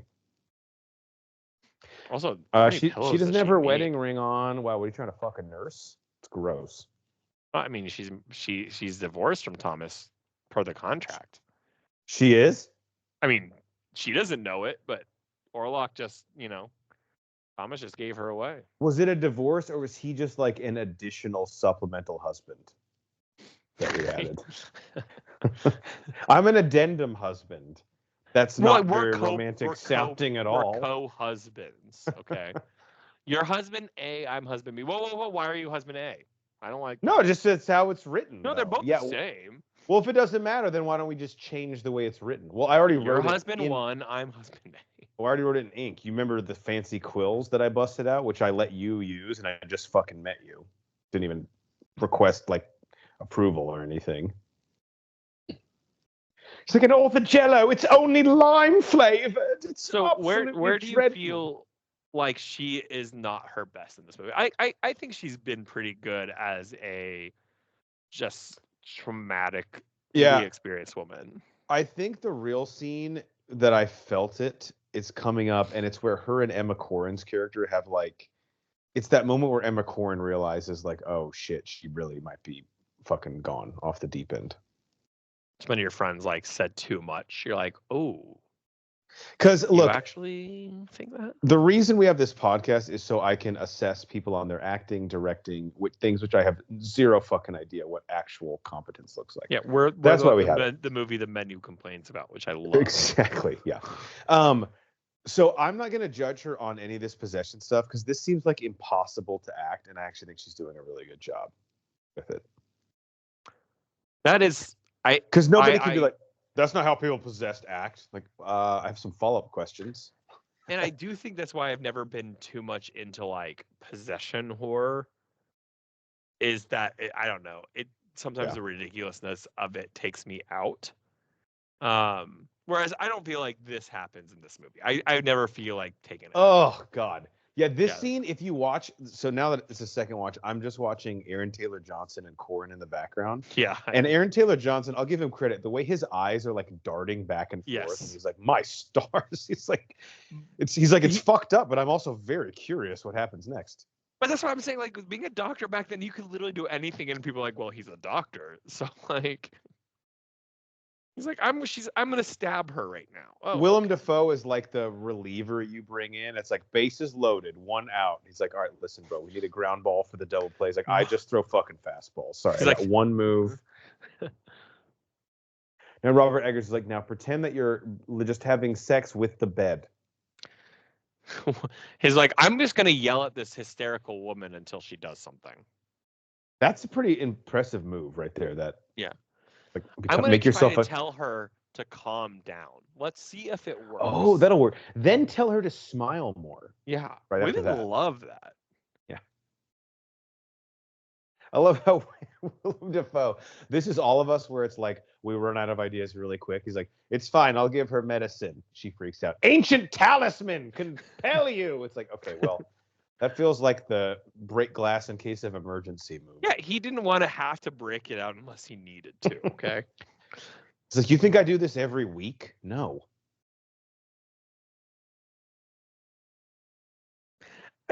The physical. I think this is one. Okay, we're gonna go back to what we were talking about, the Academy Awards and not like the respective horror movies. Fire hazard on the Christmas tree, but continue. Yeah, always. It's just like it is, and I will say the same with comedy movies.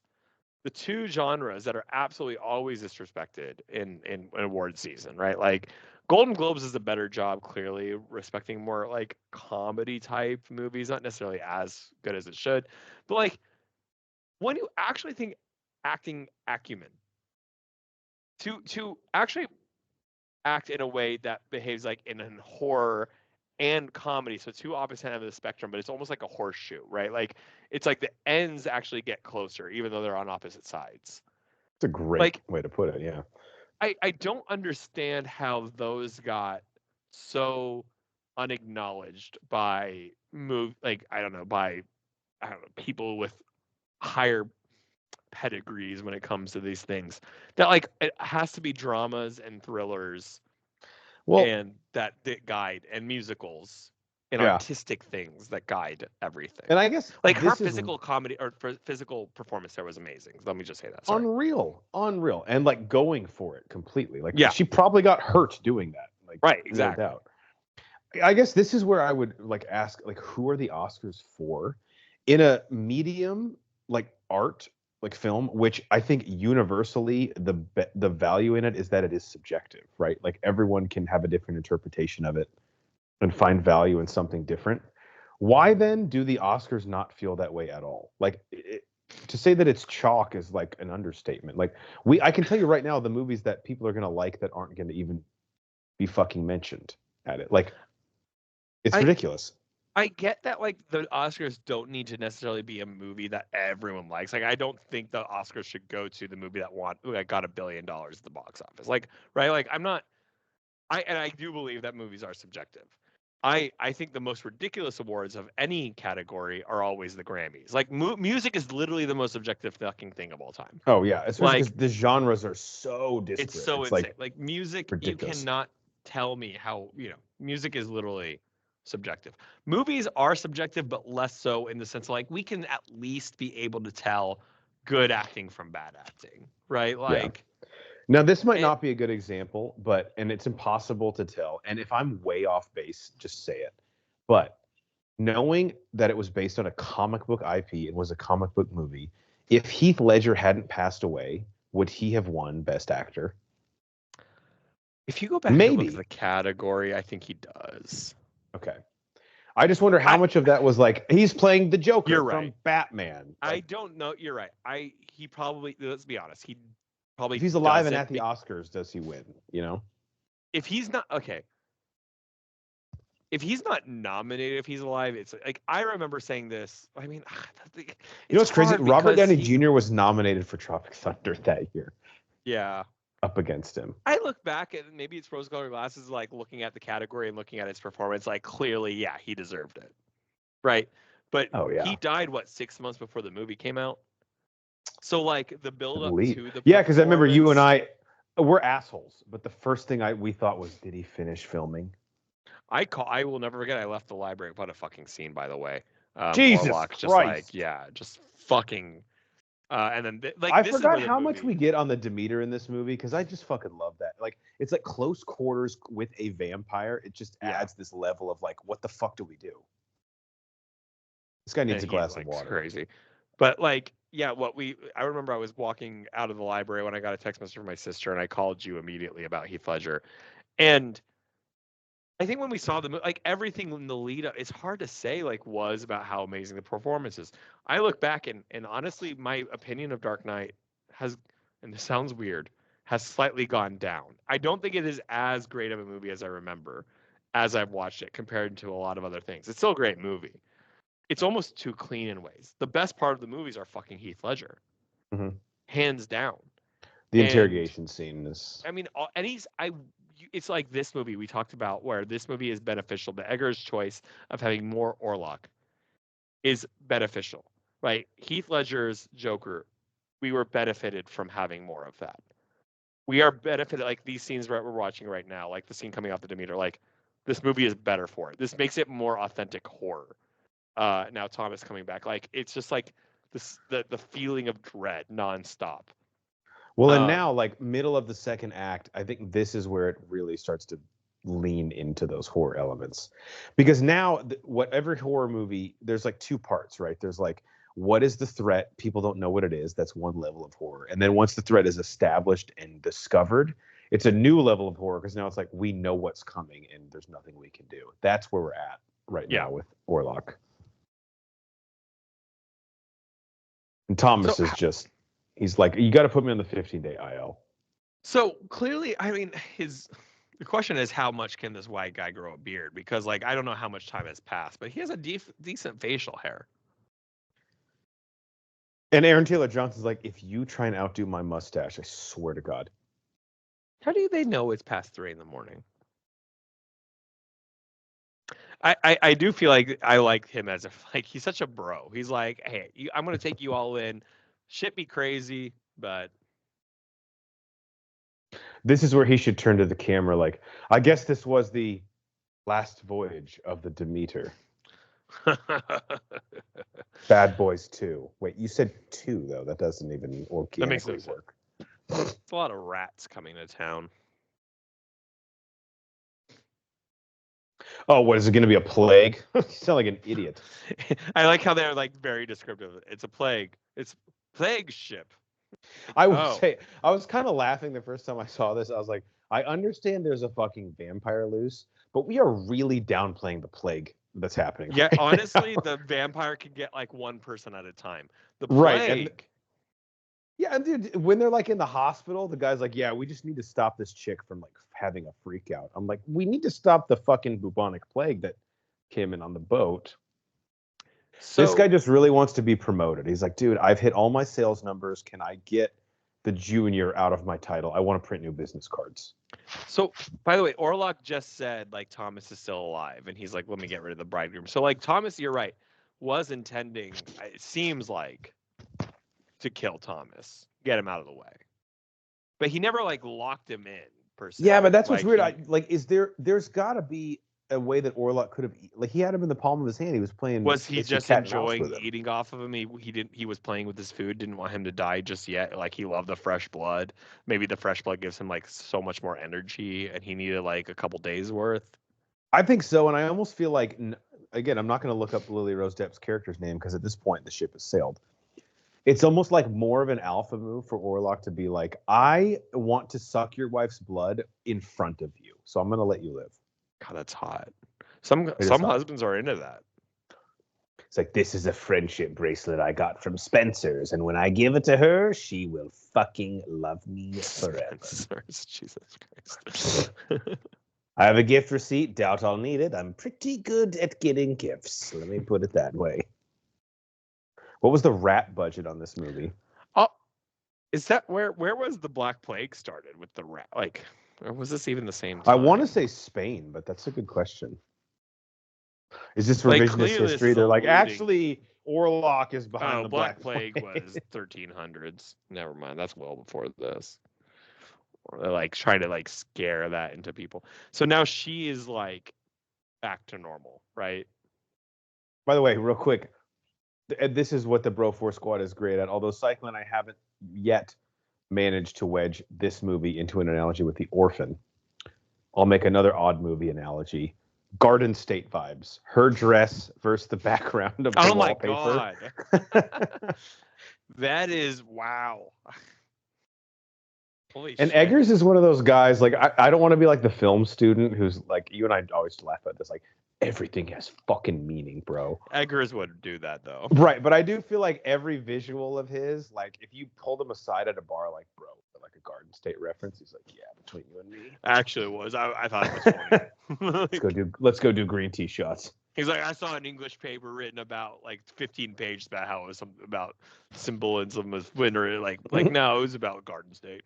Absolutely, yeah. Fuck that. Do you think Defoe in this scene was like, I need a longer pipe? Like, I need the longest pipe. It's 16 inches. Longer pipe. I will not do this movie if I do not get the pipe. What if Defoe's like, he's dead? Like, well, yeah, we know that. Like, what is the? I don't know. Maybe because I'm not really a smoker. Like, what does the longer pipe do? Other than aesthetically look cool.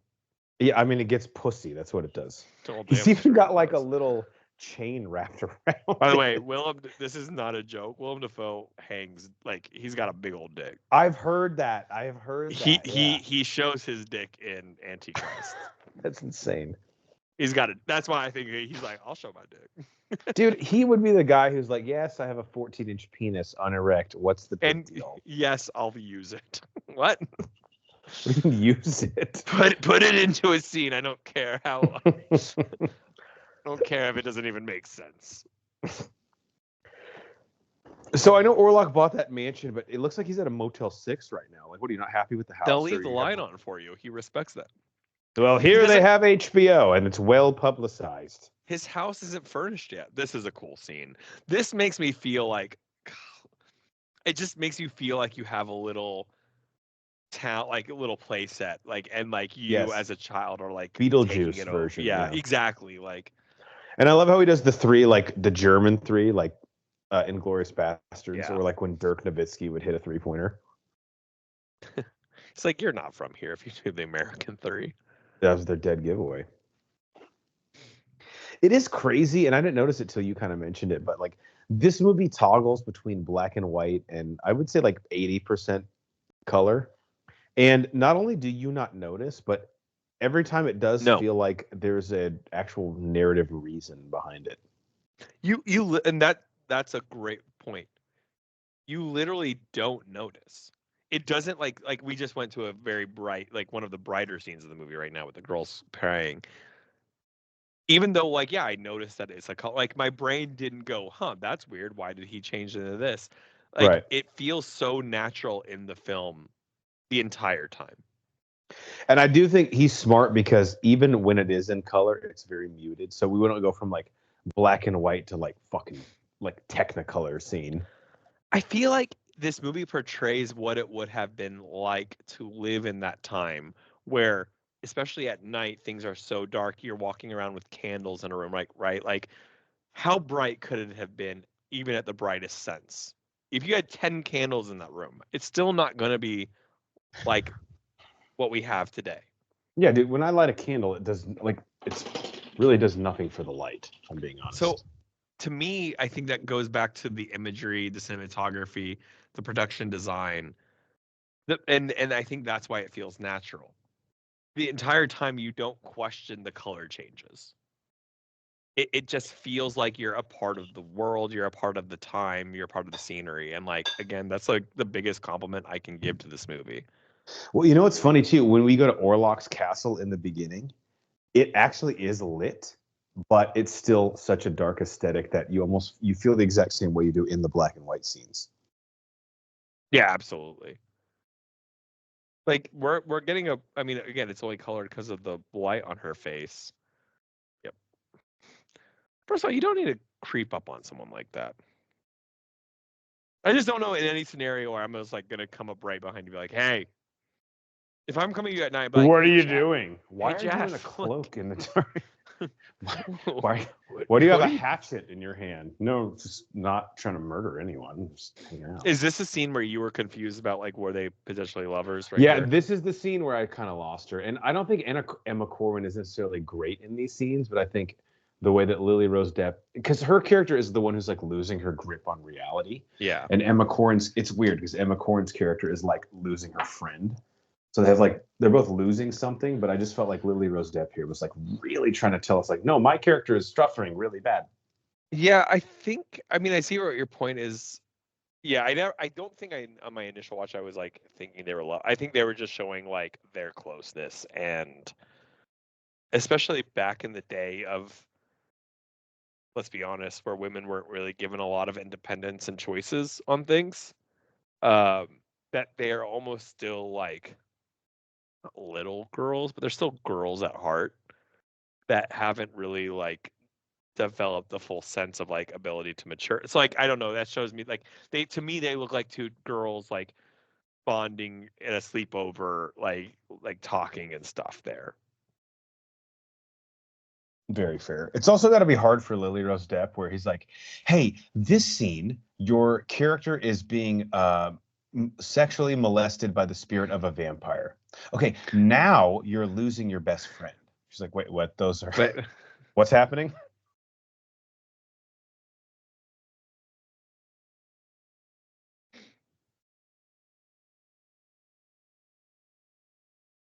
The candle yeah, budget in I this movie, only thing higher than it was the rat budget, I think. I like Willem Dafoe is like 6 inches shorter than him, and then like still like feels like he powers over him in that like yeah like his realization of like what they're dealing with. Willem Dafoe's handlebar mustache, do you think he grew it for the role? Or he grew it and he was like, we're going to write it in? I feel like Willem Dafoe just shows up because like you have to trust him. He's like, hey, here's the character you're playing, and Willem Dafoe's like, all right, here's how I'm going to show up, and you got to take me as I am.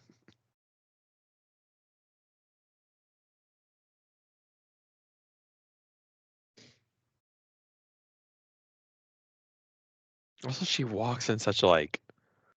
I mean, I know obviously like I feel like she's possessed. Like it's like the zombie state of like I don't know. She does really well here in my head. The creepiest part of all of this is the moments where it's like she doesn't even want to fight it, right? It's like she's kind of like okay with it. And there's a part of it's like what I always say when I watch like end of the world movies. I'm like, you know what? I don't think I would fight it. I don't want to survive this. What was that Seems movie like a with lot more Keira work. Knightley and Matthew Good you had me watch that I liked a lot? Oh God, was it the one in London? Yeah, where they have like the dinner party.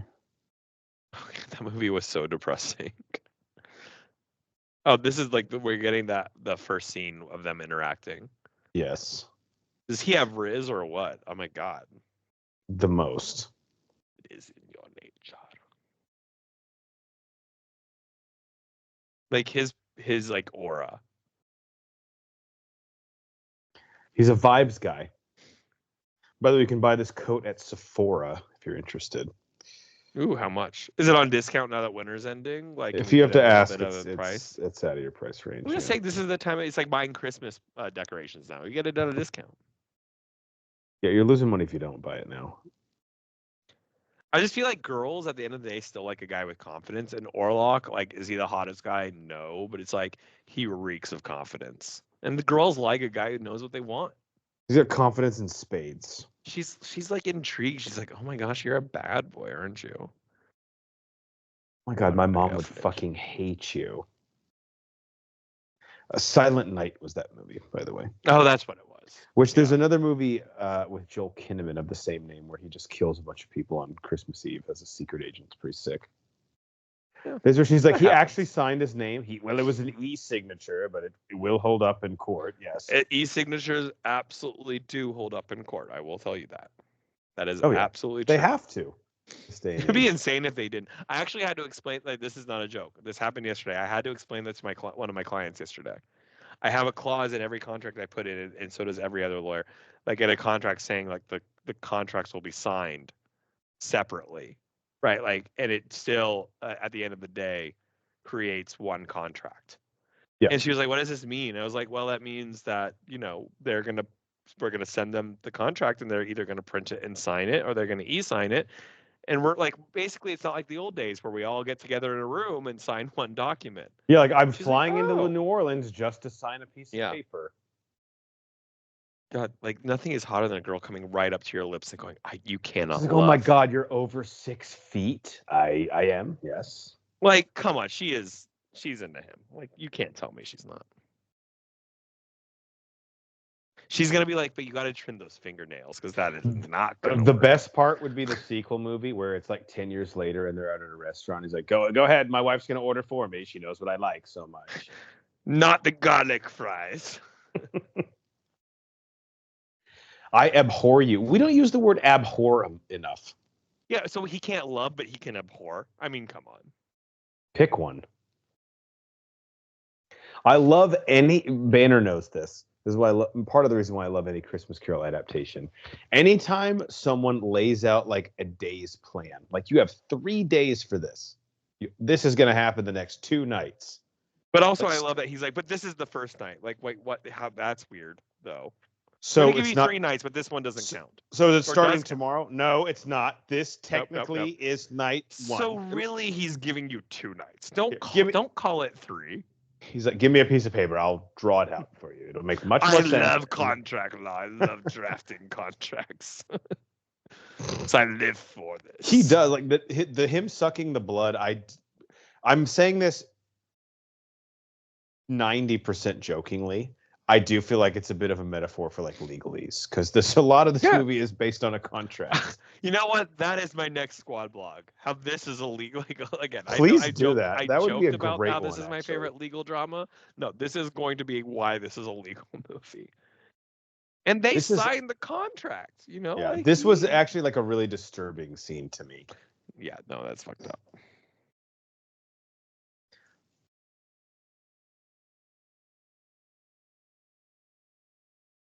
Yeah, and then this is the scene where I feel like we're not concerned enough with this guy's just fucking dead on the stairs. Yeah, like, no, he's sleeping. He's fine. You ever slept on a staircase before? It's so comfortable. You know I have. I just think there's, man, when I again look at there's too many people. Which part of the Bible does it say you can't shut down a city? Because she said it's not Christian. I feel like it feels very COVID. And then God said, "Doth not shut down Reno, Nevada." When God was plaguing the Egyptians, he's like, "Don't shut it down. Nope. We will not let Egypt shut it down. That would counter my plans to kill your firstborn. So please do not." Oh, I forgot. Emma Corrin is pregnant at this time, right? Yes. Damn, little Friedrich. That sucks, bro.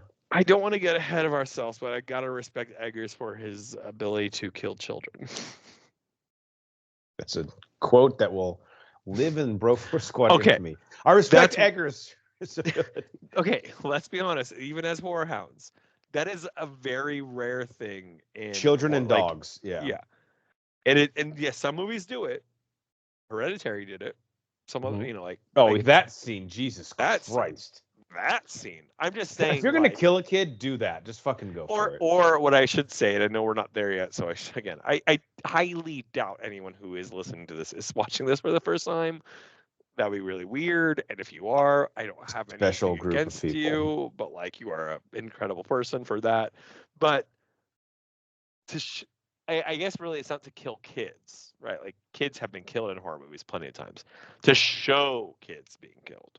Yeah, it's like it has a level of like, not only am I going to do it, but I want you to watch. And I do feel like here, to quickly pivot, Lily Rose Depp's character, again, not going to look up her name. She does cross. I think it's Ellen. Please don't tell me that. It's better if I don't know.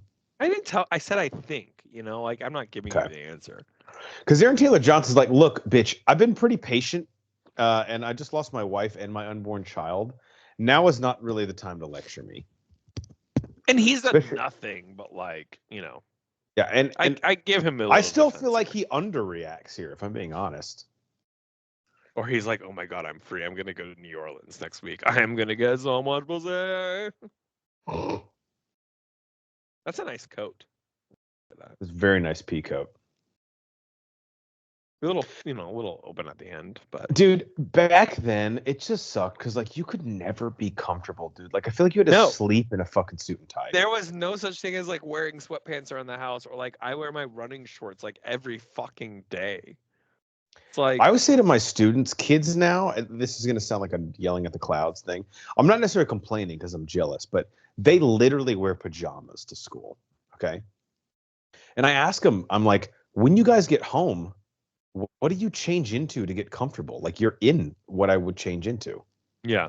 What do they say? They're like, oh, they're like, no, we just don't. I'm like, yeah. See, my favorite thing when I get home, guys, is like putting on my sweatpants. Yeah. You don't know that because that's what you have on at school. I'm glad as a teacher you're not like, my favorite thing is taking my pants off. Like that, because Should I not say that? Because I have said that. Like I always do. It's like when I go to the office, like I love coming home and taking my pants off. Willem Dafoe looks at the hieroglyphics on the wall and then he turns to the camera and he says, "It looks like a Da Vinci Code." It's like, all right, how many other movies are we going to reference? It looks like a Bad It's like Boys it almost 2. the movie completely changes into this action adventure. We need to assemble a team. You Like, can't say Bad Boys 2 because it's 2 doesn't make fucking sense. For life. This is the real estate agent's office. Yeah. He's like, oh shit. He's like, that's me opening up my page. Like, oh, All right, shit, this so has gone the wrong. pentagram under the rug. I don't want to freak out just yet, but not normal at a Century 21. Do you think that's an Uber carriage right there? It's an Uber Black, yeah. Dude, this fucking cat. Like, we're still trying to rock this thing. I mean, is the cat not? Cats have been owning humans. It's not them choosing it. The cat's making I know them. it's embarrassing. It really is embarrassing. Do you feel bad for them here being sent home? At some point, I'd be like, hey, I got it. I mean, look, yeah, you know that she fucking popped off for Aaron Taylor Johnson to kick his boy out in this condition, but she did. She crossed the line. And it's not like he didn't go above and beyond. Like I don't think the movie tries to make him look bad for doing that. I don't think it makes him look bad at all. No. No, like in genuinely speaking, like he actually was one of these characters. And when you see movies like that, like you always see people overreact and like not give consideration to their friends who are suffering. Like he literally did everything for them. Yeah. And I mean, he's partly the reason he's doing this now is like the condition his wife is in. He's like, I can't deal with her possibly on her deathbed and you being a bitch to me. And like, do we know what he like? Why is he so like? I'm assuming inheritance. Like, yeah. The only time I would have thought they might have mentioned it was that opening scene where he tells Thomas that he's expecting his third kid. Yeah, but we just know he's very rich, right? Yes. No, wait. I don't remember the dialogue, but Thomas does say something about how he got rich. He like had some really good investments, I think. He was very into like crypto, Bitcoin early on. This is where I'm not trying to like make this comparison, but it's pretty similar. The dialogue Eggers writes for Aaron Taylor Johnson here, it's Anakin level, right? He's saying his emotions. I am shattered. I am broken. Anakin, you're breaking my heart. There is one of my favorite Futurama quotes, and it's the very last episode of the original run, so like the 4th season, I believe. And the robot devil is criticizing an opera that Fry wrote, and he goes, "You can't have your characters just tell you how they feel. That makes me feel angry." Because it's like such a poorly written opera. It's like every character is doing exactly what you said. And I just love his criticism. Like, that makes me feel angry. I know.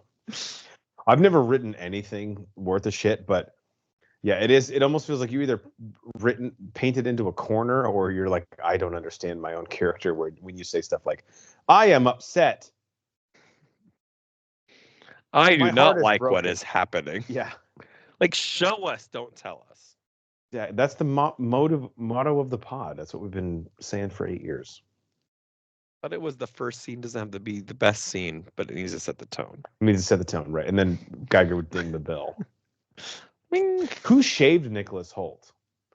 I think I'm she the did. Harry Potter fan. You never once see Harry Potter pee. Okay, there was literally another thread on like our Harry Potter. Like, why didn't we ever see Harry Potter go to the bathroom? Did he ever pee the whole? Like, what? Why would you write that? Not everything needs to be shown. That guy in the movie theater, when that scene comes on, is like, about fucking time. Good. Yeah. Do we actually think that for 7 years Harry Potter didn't go take a shower? Like, do you not understand how movies work? That? Like, what is Why wrong would with- that need to be a Bro, scene? if you need to see that, you have some issues that have nothing to do with Harry Potter. Like, please assume that things happen off screen in every art form. Our books, movies, plays, whatever, dude. Like, characters have lives outside of the scene we see them in. Dude, even in a book, they don't write that shit. Because, like, why? No, It that's what I'm adds saying. In nothing. Harry Potter, he never goes. He goes to take a bath in the fourth book because it like was part of the plot. Right. Like, what possible relevance could that have to anything you're reading? Like, it'd be hilarious if she wrote a chapter like, all of a sudden, Harry says to Ron, "Hey, bro, I got to take a piss. I'll be fucking right back." Like, what? And then Why Harry was goes that in, neat? unzips his pants. Speaking of horny, this is one of the horniest scenes in the whole movie. Second horniest scene in the whole film, probably. Dude, is which this not like the horniest movie of the year for sure?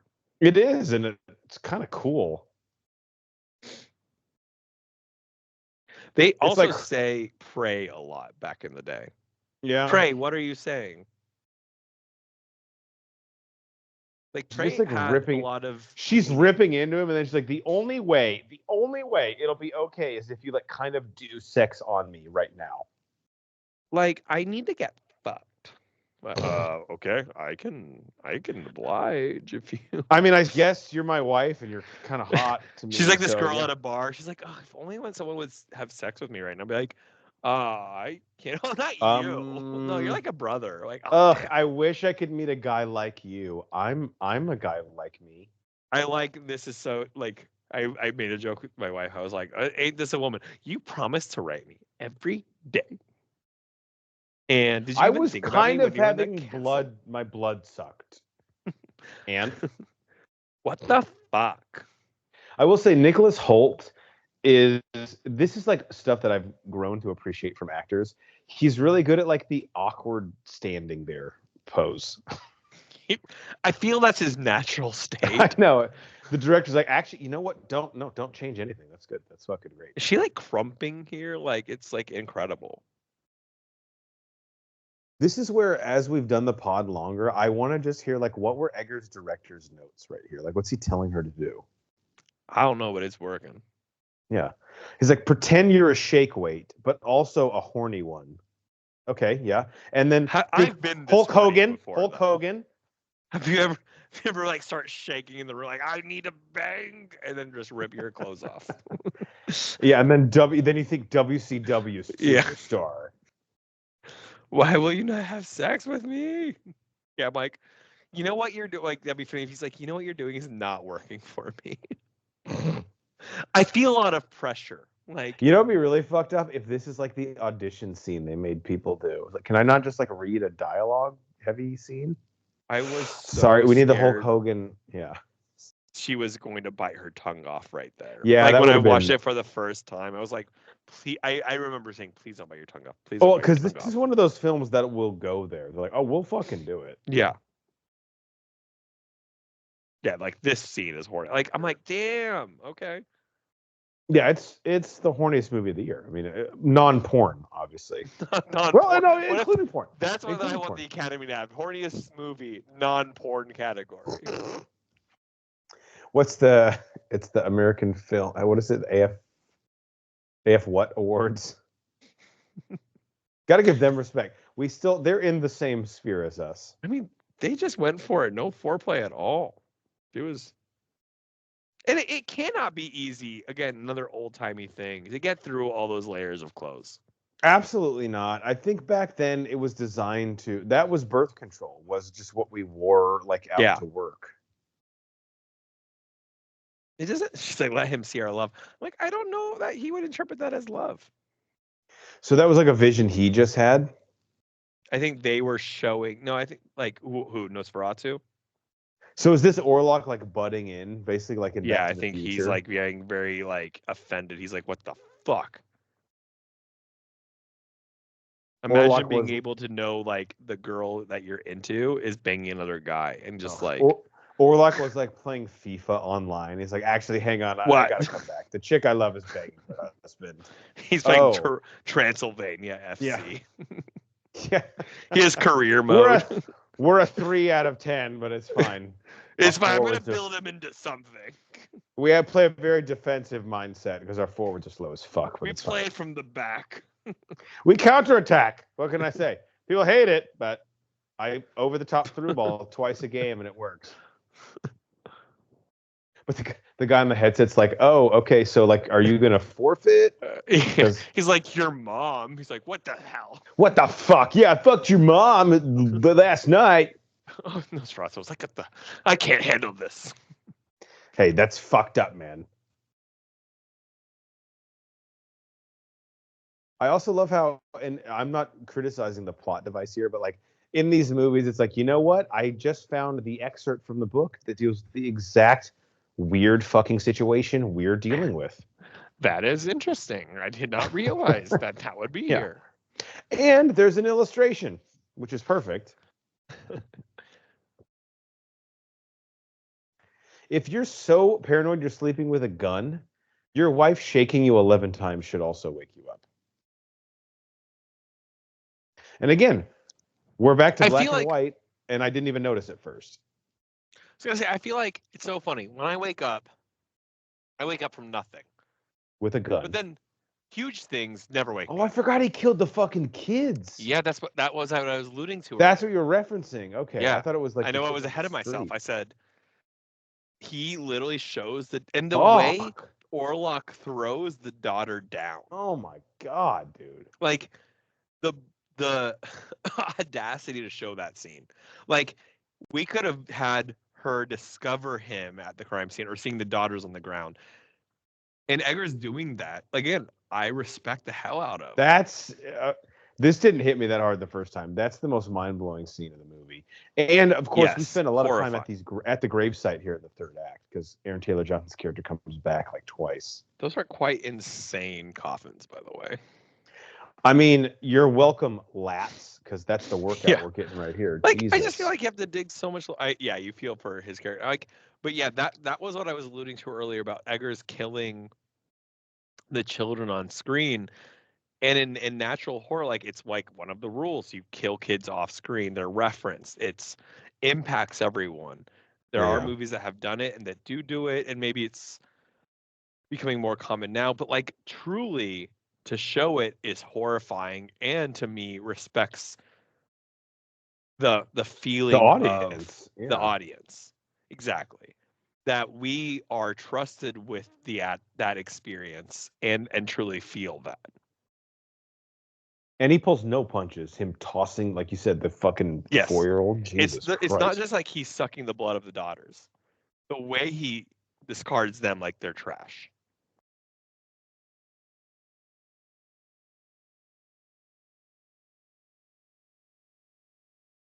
Yeah, his performance right here is, I think, really great. This is great. And I'll be honest, if someone lost both their kids, like, let them freak out, dude. Like, they're entitled to it. Yeah, exactly. I would like be at a funeral and be like, you know what? It'd be, be like, hey, it's gonna be okay. Like, sure, no, like, let them feel their emotions. It's fine. It's fine. The Uber ride on the way back is gonna be like awkward. Like, Willem Dafoe's like, I don't want to bring this up, but can I have the aux cord? I have a playlist. That's it. I have a couple of bangers I think might lift our spirits. It's all rise. All rise. So be prepared. I just wanted you to be prepared. We're going to start fist bumping, which I know in the spirit of things might feel a little off-putting. But when Avicii comes on and then Mike Posner after that, you're going to be fucking headbanging. Okay. Maybe this is a good thing. I don't necessarily feel like I have funeral attire. Like I have a black suit, I guess. That's good. But That's good. back then, I felt like people had funeral attire. Bro, that I was guess like because half their death was wardrobe. probably so much more common than in a casual sense. Bro, Like these people didn't even die from the fucking plague that hit Germany. Right. They were just like alt deaths. Yeah, I just went outside and died. Like everyone had a funeral attire. Yeah, like her whole outfit is like head to toe black.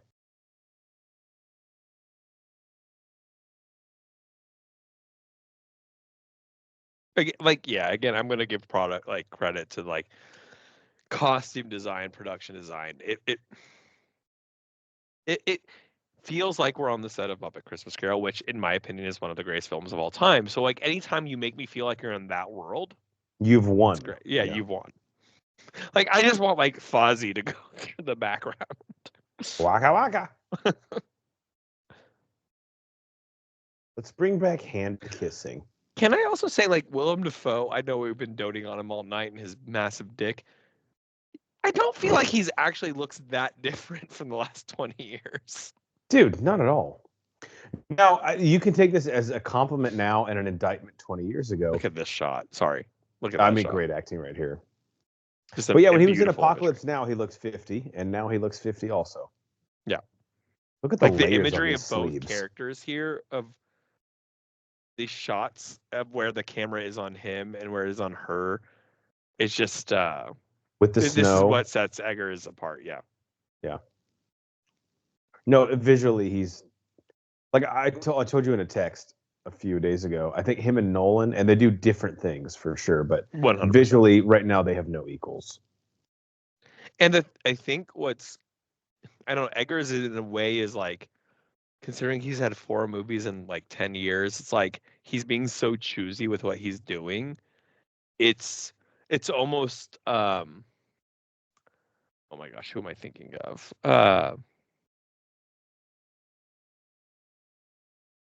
Well, sorry. while you're thinking of that, it's oh god, sorry. He was on Josh Horowitz's podcast. Eggers was. Oh, and he asked him, Josh Horowitz is like at his heart, he's like a genre fan, like Star Wars, Marvel, but he knows movies. And he asked Eggers, he was like, obviously you are now one of the premier directors in Hollywood, whether you will admit it or not. Would you ever consider doing a Star Wars movie, an Indiana Jones movie, a Marvel movie? And Eggers something even said, a big budget. Yeah. And Eggers gave an awesome response. He was like, I love those movies. I love going to see them. He's like, but I don't think I can make a movie that isn't mine. And I don't think they would ask me to do something that I can't do. He's like, so like if Marvel or Star Wars came to me, I'd be like, this is my pitch. And I know that they would be like, no. I respect the hell out of that. Yeah. But imagine him doing a fucking Star Wars movie, dude. That'd be so sick.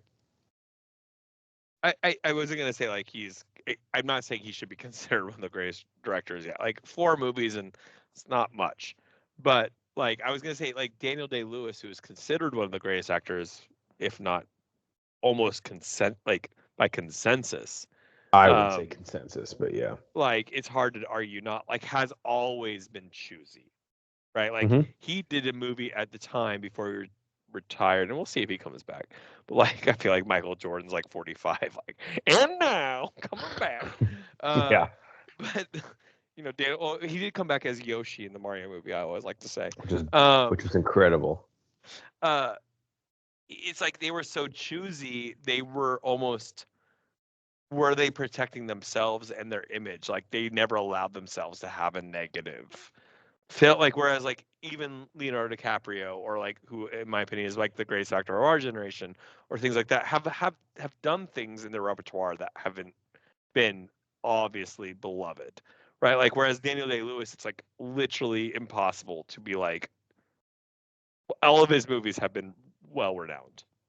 And Eggers is now 4 for 4. I know, like I said, you like definitely need to watch The Witch, but like, it's like, are they doing this on purpose because they're scared? of doing something risky? Or are they Yeah, and obviously doing? it's almost like you want them to have a few misses, right? Because at least they're like trying to do shit. Okay, can we talk? Sorry, I don't mean to change the subject because I like this conversation, but this is also one of the most fucked up scenes in the movie. It is. She's dead. And I know you love her. I know you miss her. He definitely has sex with her corpse, right? You know, here's the only counterpoint I'll make, and this is devil's advocate because I don't even believe this. What from this movie makes you think Eggers wouldn't show that on screen? I look how he discovers them. Okay, no, you're right. He fucked her. He definitely had sex with a corpse. Yeah. 0% doubt on that. It's. I've never had sex, but that looks like a position you would be in. You're right. Like, do they show, I'm like, I think there's still a line of showing like. That's funny. Eggers is like, he rips out the kid's esophagus and throws her. Okay, but and I have then a little bit later, he has sex with the dead girl. Well, we can't show that. We can't show that. Christ. What the fuck's wrong with you, Chris? When I watched that, like, my wife and I were both like, did he? I think he did. I think he did. I feel like that's what's happened. Okay. I don't think I'm crazy in my interpretation of what we just saw. You're crazy, but yeah, he did. I like you. Yeah, and they're like, we should burn. They're like, let's burn all of this. Yeah, but anyway, back to Eggers. Yeah, we'll see what Eggers does in his future. Thomas knows. He's like, yeah, just let's light on fire and whatever. Yeah, let's it's an insurance write-off. This is an iconic shot too. Not the best CGI, but still looks great. Yeah, I would say if anything, this is that was the weakest shot of all the cinematography of the movie. The third night. All right, I like my head keeps going to Palpatine. I was gonna say, do you think anywhere in the world Ian McDiarmid was at least contacted for this role? I wish. Apparently, he is like the fucking man on London's version of Broadway right now. So I was like, isn't he just purely a theatrical actor, right? Dude, I don't even want to throw this out there because you and I right now, I'll spend $4,000 on it. But imagine you and I taking our wives to London next year and we go see Ian McDiarmid on Broadway. I would fucking be masturbating in the theater. Yeah, I would do it. You wouldn't be the only one. The whole time. No, it'd be weird if you weren't. It's an entire theater of everyone masturbating. Again, the rat budget on this movie, out of control. You think there's like all these rats are trained? How did this work? Yeah, I heard a lot of them were divas on set as well. One of them was Ratatouille's nephew, and he's just been entitled his whole life. Oh, God. Try and get him to not bring it up in a conversation. What do you force into the conversation first? That or the fact that he adopted a dog? Oh, my God.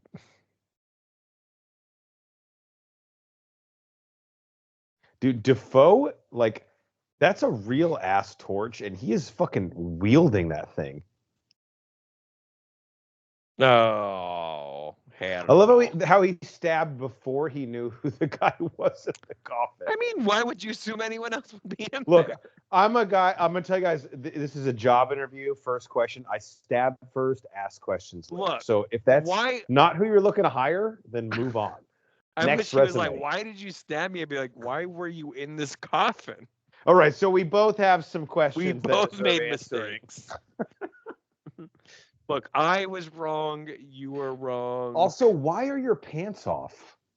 Well, I feel like I could ask you the same question. You could. Do we feel like Willem Dafoe's character is aware that they're all being played by Nosferatu, but literally like saying I know we're still getting a little ahead of ourselves, but like he's realizing now that Willem Dafoe's character knows that the sacrifice needs to happen, and he's letting it play out.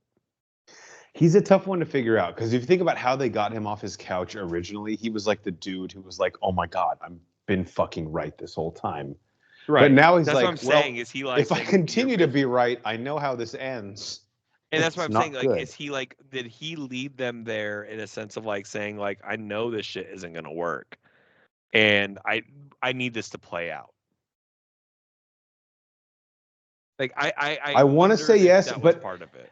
Can I say both yes and he's not trying to be nefarious at the same time? No, I don't think he is being nefarious in the sense of like I think he knows for the great, like it's almost like the greater good. Like, he knows that this needs to finish tonight, and the sacrifice has to be made. Yeah, he's like, look, Thomas, there's not a world where you go back home tonight and just sleep in bed with your wife and you throw on The Sopranos. Yeah, and it's like, we're good. God, why would you want to watch The Sopranos after experiencing this? Like, put on a palate cleanser. That's true, yeah. Brooklyn Nine-Nine or but something. not Big Bang Theory. Like, have a little class. No, God, that will piss every. Actually, watching Big Bang Theory, he's like, hey, Nosferatu, come take me now. By the way, if you're interested, the How I Met Your Mother podcast starts next week. The watch through with Josh Radnor and That Carter is Bays. so out of nowhere. That was amazing. Well, we were talking about sitcoms. I know, but. And Nosferatu, the blood sucking, yeah. Yeah, of course. Great shadow imagery. God, again, the shadow use in the film. Almost as good as Sonic the Hedgehog 3. I mean, not quite. I'm gonna start reinterpret. I'm gonna do this for fun in my house. Like, ooh, there's my hand. Cut your nails, bro. I'm telling you, any girl will tell you, like, hey, if you want to pleasure her, like, she's ready. Look, she's like already awake. Mm-hmm. And again, like, this is kind of what Willem Dafoe's character was alluding to. Like, she is gonna make the sacrifice. Like, they have, like, it's for the greater good. But also, it's like, what is she sacrificing? I feel like she wants this. Well, don't want to get ahead of ourselves, but something's going to happen here soon. She does kind of want it, but she also knows that. I mean, she's about to manipulate Orlok. I'm not trying to gaslight her here, but would she rationalize this behavior as, I'm doing this for my husband? Do you think? I think she's knowing she's doing this to end the evil. Okay. But also, Orlok is kind of her type. I mean, look at that mustache, bro. The nails were the only thing I think a girl's going to be like, I can't handle. Yeah. I wonder if Orlok's like, oh, you didn't put on much makeup for this. Oh, what? Yeah. I spent an hour in front of the mirror. An hour? And this is what we get? We're out of blush? You even want me here? Mike, I mean, I'll leave. I don't want to make things uncomfortable. No, not a glass of champagne or anything. Literally. The door is locked when I come in. It's like I have to park across the street because your neighbors are assholes. We all know this.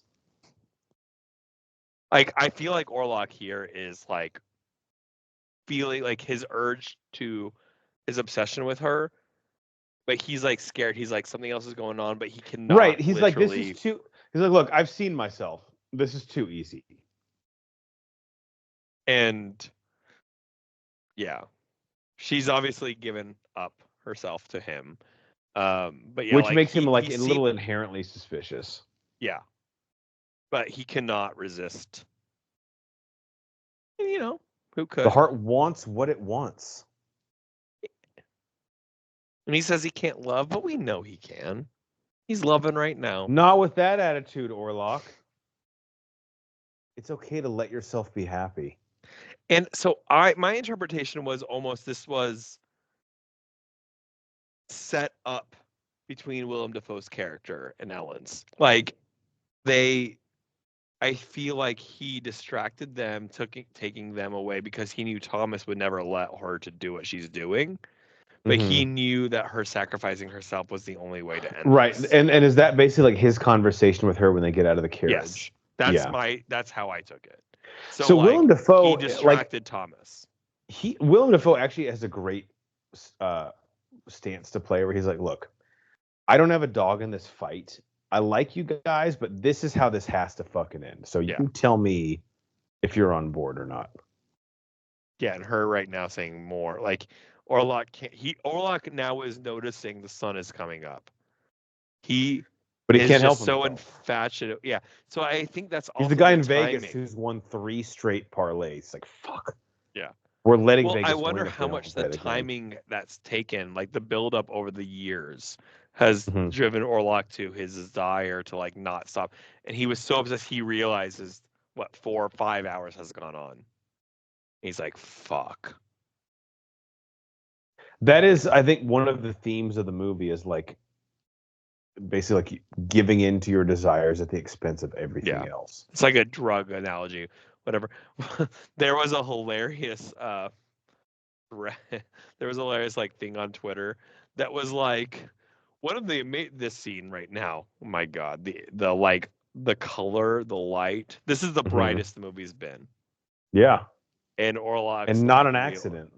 No.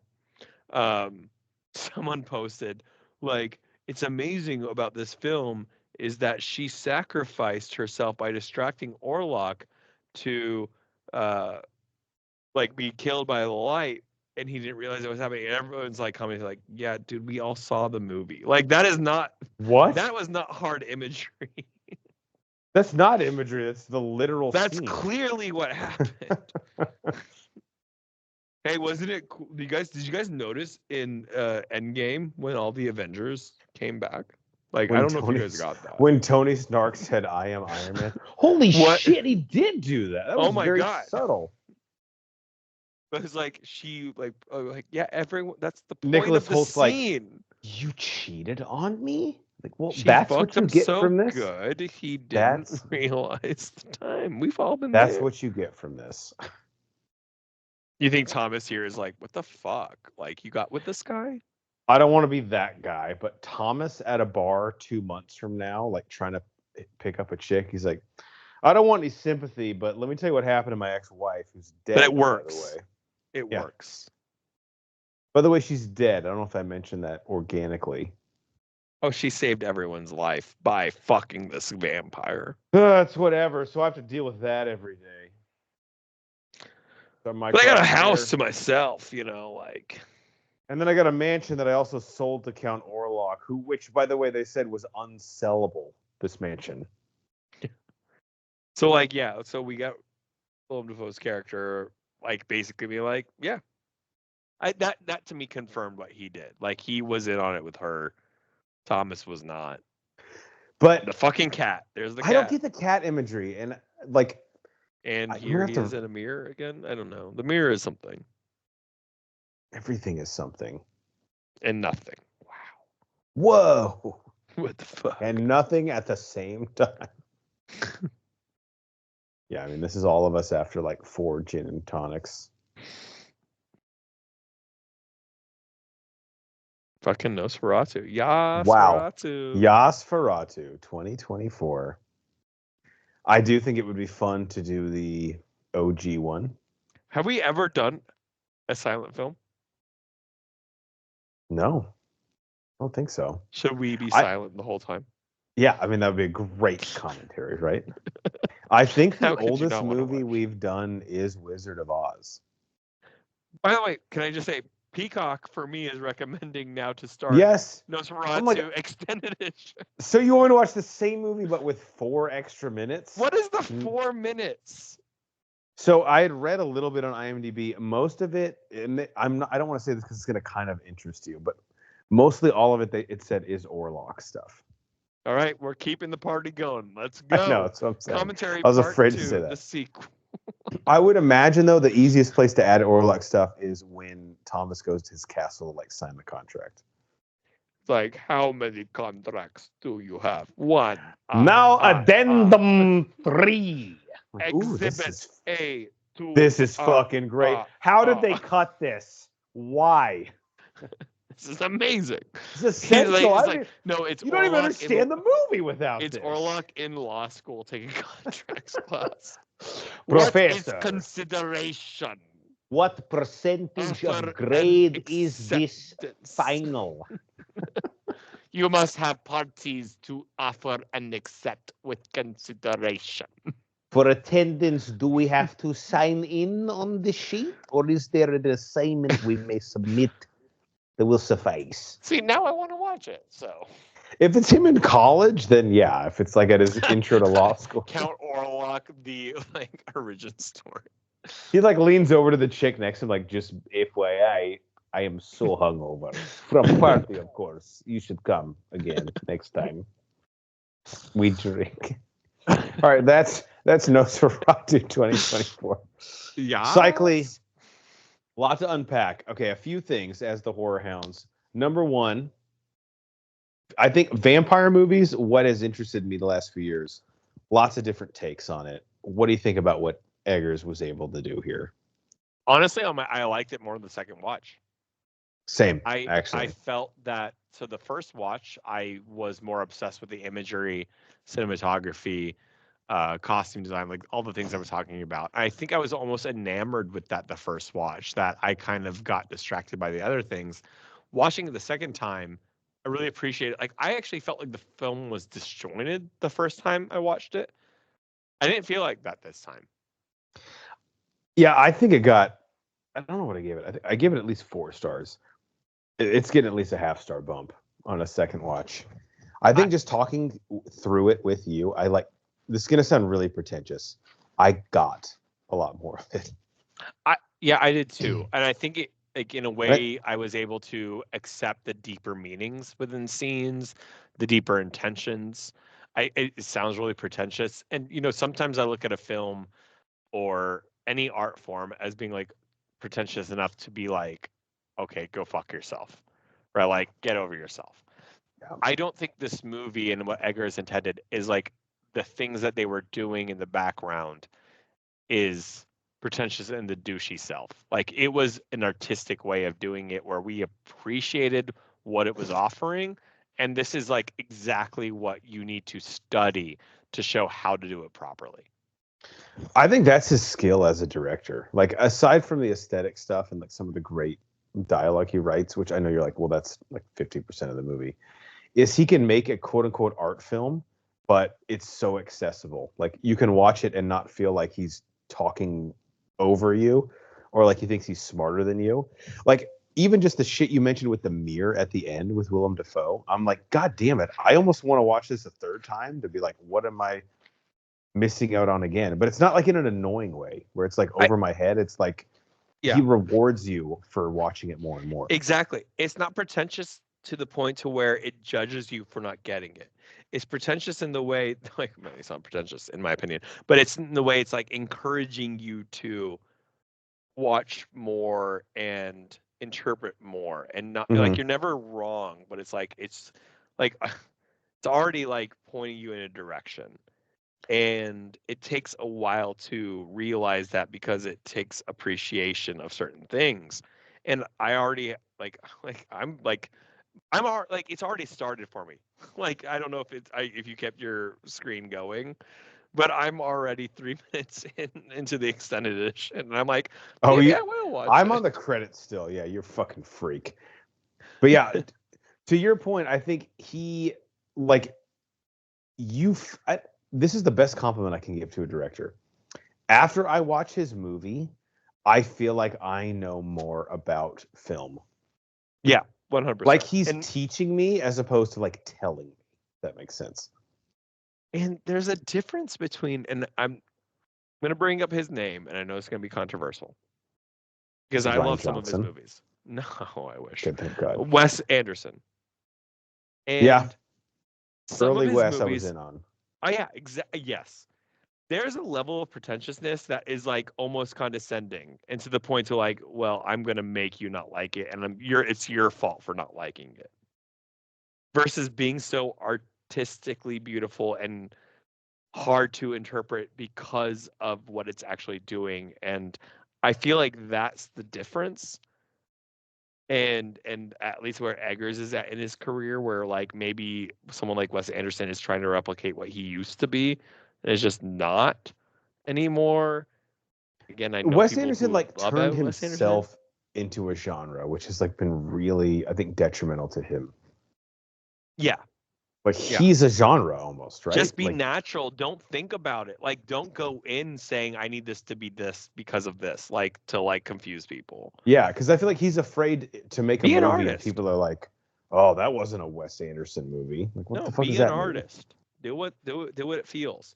Like Ari Aster, good for him. He's doing between Midsummer and Hereditary. He decided to do weird ass, like, almost comedy / like, he's like walked away from horror for a minute because he needed a break. Like, you know what? Good for you. Even if it doesn't work out, good for you. What do we say about Shyamalan all the time? Yeah, dude, take a fucking swing. Our man. boy Shamalama Ding Dong. Like Shamalama Ding Dong. I will always respect for. Yeah, because he doesn't give a fuck. He's gonna do what he wants to do. Do it. And you know what? I'll sign up. And it's at least it's something original. I might hate it, but thank you for giving me something new. Hundo P. All right, that was Nosferatu. We'll probably do around Halloween time. I would love to do the OG. I think it's like right at an hour, if I remember the runtime when I. It will be interesting to do a silent film. I mean, we will be the movie. That's what people want. That's what people want. Is it sacrilegious to do a commentary on a silent film? I don't know. Like talking over it constantly? That's the question. We'll have to pray about it, I guess. Pray tell. See what the Lord says. We here at the Broforce Squad are about to retire. Yeah. Now, we do have to, before we let you guys go, this was basically porn for cycling because of all the contracts signed in it. Yeah. Prepare for my next Broforce Squad block. It was weird you did this commentary without a shirt on, I have to say. Thankfully for you, you can't see, but I also don't have pants on. Well, that Banner really would have appreciated that. Completely, yeah, but Banner would have had a tie on at least. Yeah, that's true. He's like, I'm not an animal. I'm Donkey Kong, basically. All right. For our legal counsel, Ronnie Cycli, I'm the mayor, Jeff Hornacek, and this has been the Broforce Squad podcast.